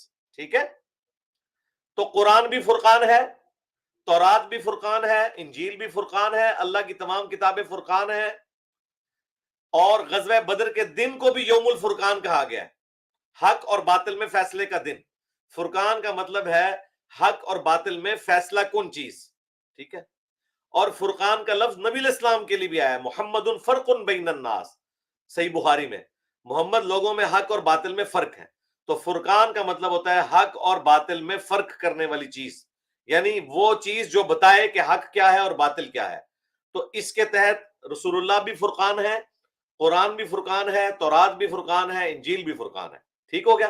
سیکنڈ سوال کریں. جی سر جو اپنے آپ کو اہل قرآن کہتے ہیں نا، وہ یہاں پر یہی مراد لیتے ہیں کہ فرقان سے مراد ہے قرآن، اور وہ موسیٰ تو کو بھی قرآن بھی قرآن ہے نا ہی. بھائی، قرآن سے کس کو انکار ہے. سوال کریں آپ، جو دوسرا سوال کریں. دوسرا سوال میرا سر کچھ اس طرح سے ہے، وہ نماز کے بارے میں ہے سر. وہ جو حدیث آئی ہے نا، من ادرک رکعتن فقط ادرک الصلاۃ، جس نے رکعت پالی اس نے صلاۃ پالی، یعنی کہ اس نے جماعت پالی. تو جب میں ظہر میں جب مجھے ایک رکعت چھوٹ جائے گی، 3 رکعت چھوٹ جائے گی، ایک مل جائے گی، تو وہ میری جماعت شمار ہو جائے گی امام کے پیچھے، جب مجھے ایک ہی رکعت مل جائے گی. ایسا ہی ہے نا سر؟ یہ سوال ہو گیا آپ کا؟ نہیں ابھی نہیں ہوا. اگر تو جمعہ کے سوال دن کریں نا مجھے یار، پہلیے بجوا کے تو نہیں ہوتا بھائی. سوال کریں آپ. آپ نے جو آخری جملہ بولنا ہے نا وہ بول دیں. مجھے سمجھ ہے بھائی، مجھے تمہید بنانے کی ضرورت نہیں ہے بھائی. آپ نے کون سی ایسی تمہید بنانی ہے جو میرے علم میں نہیں ہے. آپ جی آخری سر. بات جو بولنی ہے وہ بولیں. پہلیوں کے جی ذریعے اگر سوال مجھے تو نہیں ہوتے بھائی. جی سر مجھے اگر نماز میں لاسٹ رکعت مل گئی امام صاحب کے ساتھ تو میری وہ جماعت ہو جائے گی. سوال کریں سوال. سوال یہی ہے، اگر ہاں جمعہ بس کے دن ختم ہو مجھے گیا، سوال ہو گیا آپ کا. جمعہ کے دن مجھے اگر میں تب پوچھا، امام صاحب تشہد میں تھا، عطیات پڑھ رہا تھا، تو جب امام صاحب سلام پھیرے گا تو اس کے بعد میں جمعہ پڑھوں گا یا ظہر پڑھوں گا؟ تو یہ آپ کا سوال کون سا ہے بھائی اس میں سے؟ کیونکہ علی بھائی یہ پوچھ رہے ہیں کہ جمعے کے دن تشہد میں نے امام مجھے ملے تھے. سمجھ آ گئی ہے میرے بھائی، مجھے سارا کچھ سمجھ آ رہی ہے وہ کیا کر رہے ہیں. میں ان کے منہ سے سننا چاہتا ہوں کہ اتنی لمبی لو سٹوری مجھے کیوں سنا رہے ہیں. وہ سیدھا مجھ سے پوچھے کہ جمعے والے دن اگر تشہد میں شامل ہوں تو کیا مجھے جمعے کی نماز پڑھنی ہے یا زور کی نماز پڑھنی؟ یہ سوال ہے آپ کا، یہی ہے نا؟ مائک آن کرو نا یار، اب عذاب میں پڑ گئی ہوں نا میں، مائک آن کرو. یہی سوال ہے آپ کا؟ علی بھائی وہ کدھر میرے چلے خیال سے گئے؟ سب ڈسکنیکٹ ہی ہو گئے. جی یہی سوال ہے. نہیں یہ سوال نہیں ہے، اور اگر یہ سوال ہے تو وہ خود آگے کرے، پھر میں جواب دے دوں گا انشاءاللہ اس کا. اچھا چلے نیکسٹ علی بھائی لے لیتے ہیں. عادل حمید بھائی نے جوائن کیا کشمیر سے. جی السلام علیکم عادل بھائی، اپنا کیمرہ آن کریں، لائیو ہے، اپنا سوال کر سکتے ہیں آپ. جی السلام علیکم استاد محترم. جی وعلیکم السلام ورحمۃ اللہ وبرکاتہ. جی عادل بھائی اپنا سوال کریں. جی استاد محترم، میرا سوال یہ ہے کہ حدیث پاک میں آیا ہے کہ جب نبی پاک صلی اللہ علیہ وسلم معراج پہ گئے تھے تو انہوں نے وہاں پہ کچھ لوگوں کو جہنم میں دیکھا تھا، پھر انہوں نے وہ احوال بیان کیے تھے کہ ایسا ایسا ہوا تھا. جی جی تو علی بھائی میرا سوال یہ ہے کہ جب ابھی تک تو قیامت قائم ہی نہیں ہوئی ہے، لوگوں کے سزا اور جزا کا ابھی فیصلہ بھی نہیں ہوا ہے، تو پھر یہ کیسے ممکن ہے کہ انہوں نے پہلے ہی وہاں پہ وہ دیکھ لیا؟ اب اس میں کچھ لوگ یہ جو ٹائم ٹریولنگ کا مسئلہ ہے وہ بھی اس میں گھسا دیتے ہیں. نہیں ہوا ابھی خام ختم بس بھائی، آپ کا سوال آ گیا، میں جواب دے دیتا ہوں. وہ جی ٹائم جی جی ٹریولنگ والا جو معاملہ ہے نا، وہ ٹائم ٹریولنگ اللہ تعالیٰ چاہے تو ٹائم ٹریولنگ کروا سکتا ہے، اور باقی جو معاملہ ہے وہ سائنس کا ورژن کیا ہے وہ الگ سے ہے. اس کے دو جواب ہو سکتے ہیں. ایک تو یہ ہے کہ جو وہ منظر نبی علیہ السلام کو جہنم کا دکھایا گیا تو وہ چھوٹے والی وہ جہنم ہے جس کا سلسلہ مرنے کے بعد شروع ہو جاتا ہے، جو سورہ المؤمن سورت نمبر 40 جس کا نام سورہ غافر بھی ہے، اس میں آتا ہے کہ فرعونی صبح و شام آگ پر پیش کیے جاتے ہیں، اور جب قیامت کا دن آئے گا تو وہ بڑے عذاب کی طرف بلائے جائیں گے. تو جو لوگ فوت ہو چکے ہیں مرنے کے بعد قیامت تک، وہ بھی یا تو اللہ کی طرف سے نعمتوں میں ہے یا اللہ کی طرف سے عذاب میں ہے. ٹھیک ہے، تو عین ممکن ہے کہ نبی صلی اللہ علیہ وآلہ وسلم کو وہ پیریڈ دکھایا گیا ہو. دوسری ممکنہ چیز یہ ہو سکتی ہے کہ اللہ تعالیٰ نے اپنے نبی کو مستقبل میں ہونے والی چیز پہلے دکھا دی ہو، جس طرح بخاری مسلم میں آیا کہ نبی علیہ السلام کو اللہ تعالیٰ نے دجال دکھا دیا کہ وہ کعبے کے باہر گھوم رہا ہے، یعنی دجال نے تو ابھی آنا ہے اور اس نے کعبے کے ارد گرد چکر لگانے ہیں، لیکن اندر انٹر نہیں ہو سکے گا. وہ وقت رسول اللہ کو پہلے دکھا دیا گیا. اسی طریقے سے کچھ ماضی کے واقعات بھی دکھائے گئے. حضرت موسیٰ علیہ السلام کو تلبیہ کہتے ہوئے سنا. عیسیٰ ابن مریم جو قرب قیامت میں آئیں گے وہ دکھا دیا گیا. تو نبی علیہ السلام کو اللہ تعالیٰ نے مستقبل کی اگر کوئی چیز دکھائی ہے، خواہ وہ اس دنیا سے تعلق رکھتی ہے، خواہ وہ جنت سے تعلق رکھتی ہے یا جہنم سے، تو وہ اللہ تعالیٰ نے آپ کے اس ایکسپیرینس میں اضافہ کروایا ہے. وہ اس فزیکل ورلڈ سے تعلق نہیں رکھتا یہ معاملہ، اور نہ یہ چیز کسی اور کے لیے پاسبل ہو سکتی ہے. یہ ساری کی ساری چیزیں معجزانہ طور پہ. اگر آپ ٹائم ٹریولنگ کے ذریعے سارا کچھ کر لیں گے نا، پھر وہ رسول اللہ کا معجزہ نہیں رہے گا. ہم اس طرح کی کسی چیز کو نہیں مانتے کہ جس کے بعد نبی اور غیر نبی کا فرق ختم ہو جائے. انبیاء کے جتنے معجزے ہیں وہ کبھی بھی سائنٹیفکلی ریپروڈیوس نہیں ہو سکتے. بالکل کلیئر کٹ یہ مسئلہ ہے. ٹھیک ہو گیا؟ سیکنڈ کوشچن کر لیں. جی علی بھائی میرا دوسرا سوال یہ ہے، یہ اصل میں سوال بھی نہیں ہے لیکن اب سوال کی شکل میں ہی پیش کر رہا ہوں. میں دراصل کل میں نے یہ پلے اسٹور سے ایک ایپ ڈاؤن لوڈ کی تھی، کتاب الستہ. اس میں بخاری میں ایک حدیث پاک پڑھ رہا تھا 447، صحیح بخاری 447، وہ قتل عمار والا حدیث. تو اس میں جو نیچے تشریح دی گئی تھی وہ کچھ مطلب جو وہی نوٹنکی اوٹنکی ہے وہی اس میں تشریح دی گئی تھی. اب میرا سوال یہ ہے کہ آپ مجھے کچھ مطلب شرح اور کتابوں کے نام بتا دیجئے، کیونکہ میں دین کا مطالعہ باریکی سے کرنا چاہتا ہوں. تو میں کن کتابوں سے شروع کروں، جن مطلب ان علماء نے جو کتابیں لکھی ہے جنہوں نے نیوٹرل ہو کے وہ کتابیں لکھی ہو، مطلب کسی کے دفاع میں نہیں لکھی ہو، بس ان کے نام جاننا چاہتا ہوں. بھئی ہمارے علم میں تو اس طرح کی کوئی علماء نہیں ہے. ہاں جی، اس لیے تو ہم آپ کو مشورہ دیں گے کہ آپ نے جو بخاری میں لکھا ہوا ہے نا، جو لکھا ہوا ہے نا اسی کو آپ فالو کریں. علماء کو چھوڑیں، نیچے کیا تشریح وہ کرتے پھر رہے ہیں. اور جس کی مرضی تشریح پڑھیں. اگر تو تشریح اس کے مطابق ہوئی ہوئی ہے جو لکھا ہوا ہے پھر تو ٹھیک ہے, اور اگر وہ اپنی طرف سے اس کی تشریح کرنے کی کوشش کر رہا ہے تو پھر وہ نہ مانے. ویسے بخاری کی میرے نزدیک جو اچھی شرح لکھی ہے وہ ابن حجر اسقلانی کی ہے, فتح الباری. اس کو بھی انہوں نے اردو میں تو ٹرانسلیٹ کیا ہے فیض الباری کے نام سے, لیکن کئی امپورٹنٹ چیزیں اس میں سے انہوں نے نکال دی ہیں بنو امیہ کو خوش کرنے کے لیے. ان کو عربی میں لکھا رہنے دے دیا ہے یا اس کا ترجمہ ہی نہیں کیا. آپ کے ہند کے ہی ایک عالم ہے سید داؤد راز رحمہ اللہ, اہل حدیث کے بہت بڑے عالم تھے. انہوں نے بخاری کی شرح لکھی ہے 8 جلدوں کے اوپر, وہ ہماری ویب سائٹ پہ بھی رکھی ہوئی ہے. وہ اہل حدیث عالم میں فوت ہو چکے ہیں, سید تھے اور اہل بیت سے محبت کرنے والے تھے اور صحابہ کرام کا بھی احترام کرنے والے تھے. تو ان کی شرح کافی حد تک جو ہے وہ فرقہ وارانہ سوچ سے پاک ہے. وہ ڈنکے کی چوٹ کے اوپر جہاں کہیں کوئی غلط بات ہے اسے ہائی لائٹ کرتے ہیں. سید داؤد راز تفہیم البخاری کے نام سے انہوں نے شرح لکھی ہے, ہماری ویب سائٹ کے اوپر اس کا PDF رکھا ہوا ہے, وہ آپ دیکھ لیں. چلیں پکچر بنوا لیں.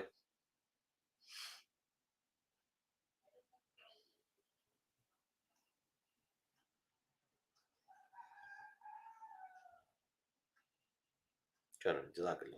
جی فی مان اللہ بھائی. جی نیکسٹ علی بھائی ہمارے ساتھ حسن بھائی ہیں پرتگال سے. جی السلام علیکم بھائی, اپنا کیمرہ آن کریں اور مائک آن میوٹ کریں, آپ لائیو ہے اپنا سوال کر سکتے ہیں.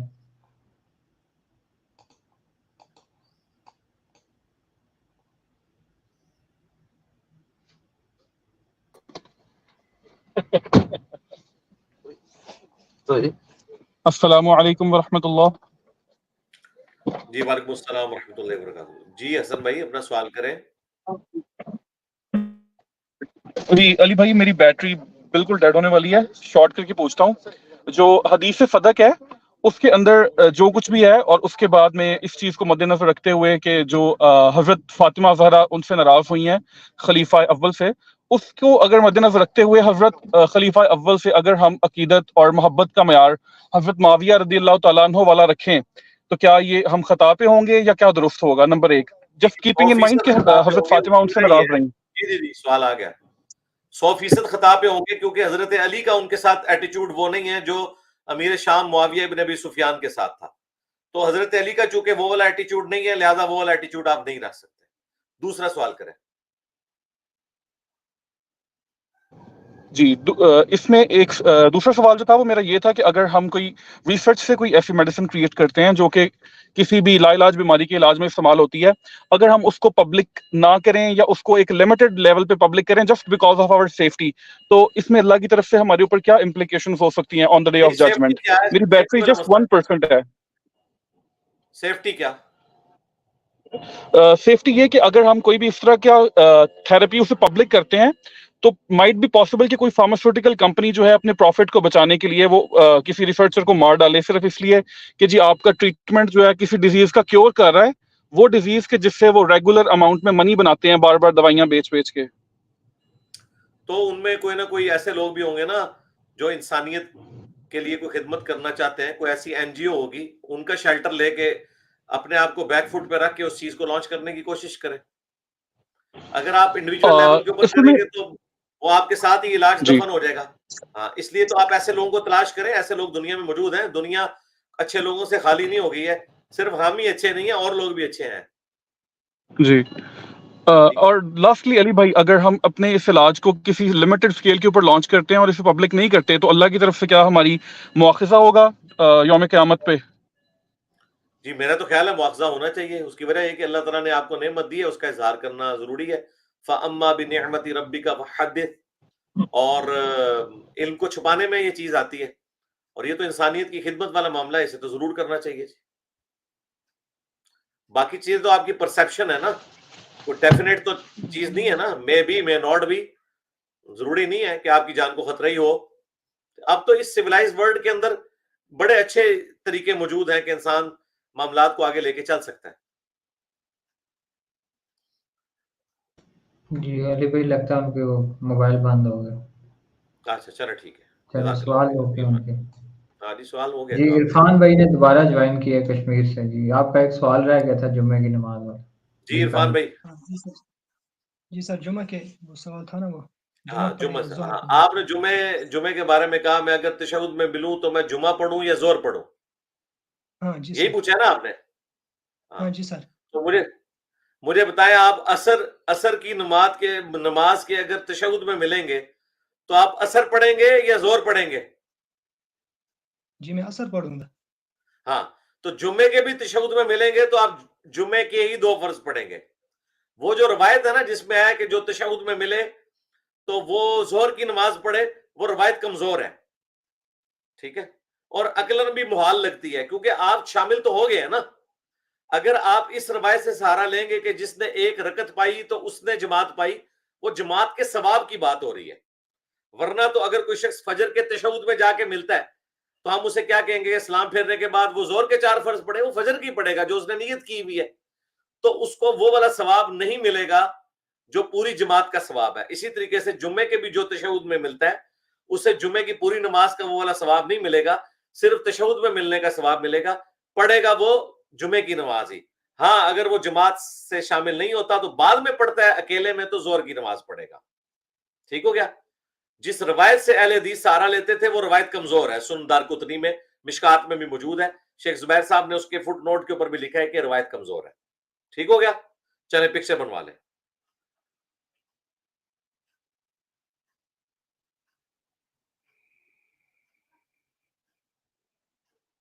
جزاک اللہ خیر. جی فی مان اللہ بھائی. نیکسٹ علی بھائی ہمارے ساتھ عبد العزیز بھائی ہیں ویسٹ بنگال سے. جی السلام علیکم عبد العزیز بھائی، آپ لائیو میں اپنا سوال کریں. وعلیکم السلام ورحمۃ اللہ. السلام علیکم علی بھائی. جی وعلیکم السلام ورحمۃ اللہ وبرکاتہ. جی عبدالعزیز بھائی اپنا سوال کریں. میرا سوال ہے کہ میں ایک مزدور ہوں اور مجھے ٹائم نہیں ملتا یہ ظہر عصر اور مغرب کا، تو میں اکٹھا فجر میں سارا نماز پڑھ لوں یا پھر وہی عشاء میں ادا کر لوں؟ نہیں اس طرح نہیں کریں گے. فجر تو آپ نے الگ سے پڑھنی ہے، زور اور اثر کو آپ نے جمع کرنا ہے. دن کے وقت کوئی ٹائم نکالیں. مزدوری کے دوران کھانے کا بھی تو وقفہ ہوتا ہے نا بھائی، تو زور اثر جمع کرنے میں کتنا ٹائم لگے گا؟ 4 فرض زور کے پڑھنے، 4 اثر کے پڑھنے، اور اگر مسافر ہوئے تو 2 فرض پڑھنے. اور رہا مغرب عشاء کا معاملہ، وہ آپ گھر میں آ کے مغرب عشاء پڑھ سکتے ہیں کیونکہ مغرب عشاء کو بھی جمع کیا جا سکتا ہے. ٹھیک ہو گیا؟ 2 نمازوں کو جمع کرنا میری تفصیلی ویڈیو ہے، وہ آپ دیکھ لیجئے گا، اس میں آپ کو باقی تفصیلات بھی پتہ چل جائیں گی. ان شارٹ یہ ہے کہ فجر تو آپ نے الگ پڑھنی ہے، دن کے وقت زور اثر پڑھ لیں، اور جب مغرب کے وقت آپ گھر واپس آئیں یا عشاء کے وقت بھی اگر آئیں کوئی مسئلہ نہیں ہے، مغرب عشاء کو آپ گھر آ کے قریبی مسجد میں جمع کر لیں یا اپنے گھر میں جمع کر لیں. ٹھیک ہو گیا؟ سیکنڈ کوسچن کریں اپنا. میرا ایک ہی کوشچن تھا. جزاک اللہ. چلے پکچر بنوا لیں.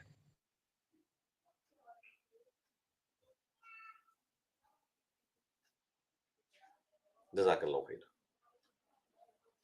جی فی مان اللہ بھائی. نیکسٹ علی بھائی ہمارے ساتھ اشفاق علی بھائی ہیں پلوامہ کشمیر سے.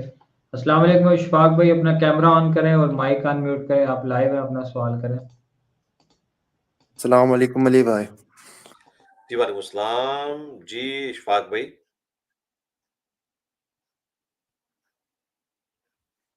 جی اپنا سوال کریں. جی میرا سوال یہ تھا، ہمارے یہاں مولوی بتاتے ہیں یہ آدم علیہ السلام سے پہلے نبی علیہ السلام آیا تھا. اچھا سوال کیا آپ کا؟ جی یہی سوال ہے، یا کیا یہ سچ ہے، اس کی کیا اہمیت ہے؟ ہاں جی، پہلی بات ہے کہ یہ اس طرح نہیں ہے. وہ حدیث ہے مسند احمد میں کہ میں اللہ کے ہاں اس وقت بھی خاتم النبیین لکھا ہوا تھا جب آدم علیہ السلام روح اور جسم کے درمیان تھے.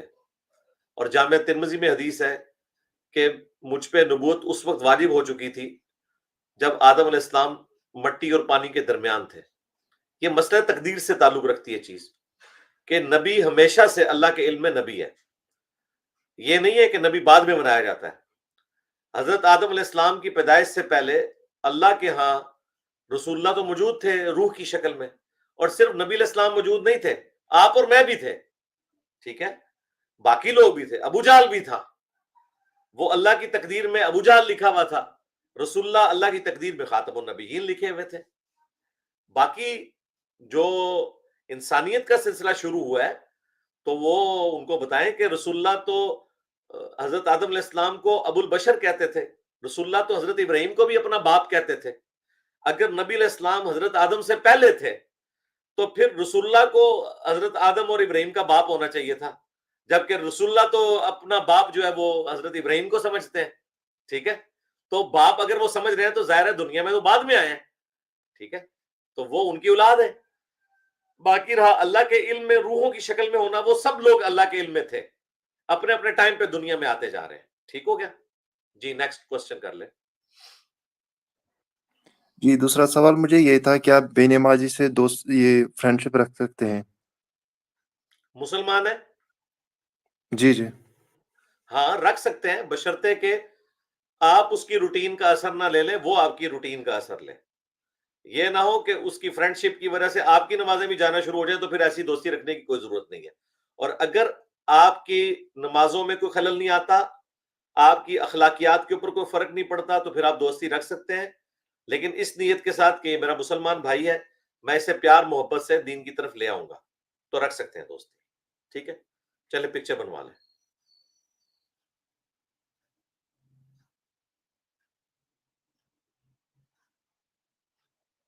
जज़ाकल्लाह खैर। जी अली भाई गेस्ट खत्म हो गए हैं, फिर कुछ टाइम बच गया तो लाइव स्टोरी सेशन के सवाल। जी जी करें, अभी 10 मिनट पड़े हुए इंशाल्लाह, हो सकता है कोई गेस्ट ही आ जाए। जी जी जी अली भाई, लाइव स्टोरी सेशन का सवाल नंबर 1 है। बिस्मिल्लाहिर्रहमानिर्रहीम। रहमत भाई का वेस्ट बंगाल इंडिया से पूछ रहे हैं, अगर आलिम दीन अपने कोर्सेज को सेल करते हैं तो क्या ये जायज़ है? हाँ जी कर सकते हैं, उसमें कोई मसला नहीं है, वो टीचिंग कर रहे हैं ना। ये अल्लाह की आयात को बेचना नहीं है। अल्लाह की आयात को बेचना ये है कि कोई शख्स कुरान और सुन्नत को बदल के अपनी तालीमात बेचना शुरू कर दे, जिस तरह यहूद और नसारा ने अंबिया की वही को बदल दिया था। तो ये तो टीचिंग की लाइन है, इसकी आप उजरत भी ले सकते हैं। इसके ऊपर मेरी वीडियो भी रिकॉर्ड है, इमाम मस्जिद की तनख्वाह आप लिखें, बुखारी मुस्लिम में मौजूद है। नबी इस्लाम ने कुरान पाक के दम की उजरत लेने की ना सिर्फ इजाजत दी है, बल्कि बुखारी के अल्फाज हैं, बेहतरीन कमाई है जो तुम मुझसे कमाते हो। तो उसी की कुरानी के तौर पर कुरान की तालीम देकर, लेकिन इसमें एक हदीस है अबू दाऊद में इस कॉन्टेक्स्ट में कि एक गरीब सहाबी से कुरान पढ़ाने की उजरत ली थी एक सहाबी ने, तो नबी इस्लाम ने उनको वहीद सुनाई थी कि तुम आग की कमान ये लेके जा रहे हो। अगर कोई गरीब आदमी है उसे तो फ्री सिखा दे, और बाकियों को आप बेच सकते हैं, कोई हर्ज नहीं इसके अंदर। नेक्स्ट क्वेश्चन नंबर 2 है। मोहम्मद जिशान भाई का कराची से पूछ रहे हैं कि हजरत अली रजी अल्लाह तआला अन्हु ने कहा था कि अगर नबी सल्लल्लाहु अलैहि वसल्लम ने अगर मना कर दिया कि उम्मत कभी भी बनु हाशिम से खलीफा नहीं चुनेगी, तो क्या हजरत अली को नहीं पता था कि इमाम मेहदी अलैहिस्सलाम आएंगे? जी पता था, वो तो सपोजिशन कर रहे हैं ना, वो तो ये कह रहे हैं कि अगर ऐसा हुआ, तो चूंकि वो हुए ही नहीं है तो आगे भी नहीं होना था, इसलिए उन्होंने नहीं किया।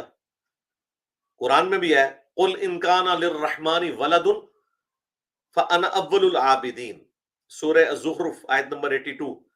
ऐ नबी तुम फरमाओ कि अल्लाह का अगर कोई बेटा होता तो सबसे पहले मैं उसे पूछता। ठीक है, तो अब बेटा है ही नहीं है तो पूछने का सवाल ही नहीं है। अब कहेंगे जी जब क्या रसूलुल्लाह को नहीं पता था कि अल्लाह के सिवा किसी को नहीं पूछना? भाई ये समझाने के लिए बात होती है।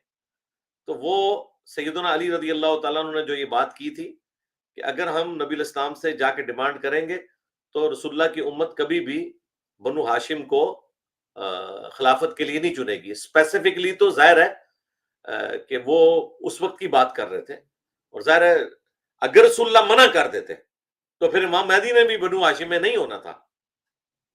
लेकिन चूंकि नबी इस्लाम ने नहीं मना किया तो बात खत्म हो गई। बुखारी मुस्लिम में हदीस है, अली की मेरे साथ वही निस्बत है जो हारून की मूसा के साथ, मगर मेरे बाद कोई नबी नहीं। तो चूंकि नबी नहीं है तो इसलिए हजरत अली नबी नहीं है, लेकिन निस्बत वही है। ठीक है, नेक्स्ट जी अगला सवाल नंबर 3 है। फहद भाई का रावलपिंडी से पूछ रहे हैं कि मेरे वालिद साहब ने गलती से बरेलवी मस्जिद की सलातो सलाम की आवाज़ सुनकर अपना रोज़ा अफ्तार कर लिया था, तो क्या रोज़ा हो जाएगा या फिदिया देना पड़ेगा, और फिदिया कितना होगा? अगर तो उस वक्त गुरूब आफ्ताब हो चुका हुआ था तो रोजा तो खराब नहीं हुआ। सलातो सलाम की जो आवाज है वो ज़ाहिर अजान से पहले ही सलातो सलाम पढ़ते हैं ना, तो सलातो सलाम उसी वक्त वो पढ़ रहे होते हैं ना जब गुरूब आफ्ताब हो जाता है। तो अगर गुरूब आफ्ताब हो चुका था, ये तो आपने हमें बताना ना कि सलातो सलाम उन्होंने गुरूब आफ्ताब के वक्त पढ़ा या गुरूब आफ्ताब से पहले पढ़ लिया। अजान के साथ इफ्तार का और सहरी का कोई ताल्लुक नहीं है, टाइम के साथ ताल्लुक है। टाइम दाखिल हो गया मगरिब का, आप रोजा इफ्तार कर सकते हैं, भले अजान हो या ना हो। अगले जमानों में तो अजान के जरिए पता लगता था ना, अब तो हमें क्लॉक के जरिए पता चल जाता है। तो सलातो सलाम अगर वो मगरिब के लिए हो रही थी तो यकीनन मगरिब का वक्त हो चुका हुआ था, इसलिए सलातो सलाम पढ़ रहे थे ना, तो रोजा हो गया। और अगर असर की वक्त वो कोई सलातो सलाम पढ़ रहे थे तो यकीनन उस वक्त तो नहीं रोजा खोला होगा, और अगर उस वक्त खोल लिया गलती से तो फिर रोजा दोबारा रखेंगे। लेकिन मेरा ख्याल है जो आप पूछ रहे हैं उससे तो मुझे लग रहा है मगरिब का सलातो सलाम था, वो कंफ्यूज इस पे हुए हैं कि अजान की आवाज पे रोजा खोलना होता है या सलातो सलाम की आवाज पे। भाई ना सलातो सलाम की आवाज पे रोजा खोलना होता है, ना अजान की आवाज पे रोजा खोलना होता है। गुरूब आफ्ताब होते ही, गुरूब आफ्ताब होते ही आप रोजा खोल सकते हैं, भले अजान हो या ना हो। और बाज औकात तो अहले हदीस तो 5 मिनट पहले ही अजान दे देते हैं, उनकी अजान पे भी खोलेंगे तो रोजा कोई नहीं होगा जब तक के टाइम मगरिब पे शुरू ना हो। तो इसलिए आपने क्लॉक को फॉलो करना है, और क्लॉक भी आपकी स्टैंडर्ड टाइम होनी चाहिए। ठीक हो गया। बाकी बुखारी में मौजूद है, अस्मा बिनते अबी बकर कहती हैं नबी इस्लाम के जमाने में एक दफा बादल छा गए और हमने यही गुमान किया कि गुरूब आफ्ताब हो चुका है, तो हमने रोजा खोल लिया, बाद में सूरज निकल आया और फिर उसमें रिवायत में मौजूद है कि उस रोजे की कज़ा दी गई, एक रोजा रखा गया उसके बदले, फिदिया नहीं दिया जाएगा, रोजा रखा जाएगा उस केस में।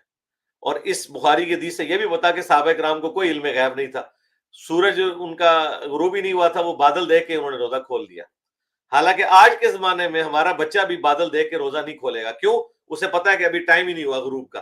तो घड़ी की बरकत से अब हम फुल प्रूफ हो चुके हैं अल्लाह के फजल से। जी नेक्स्ट।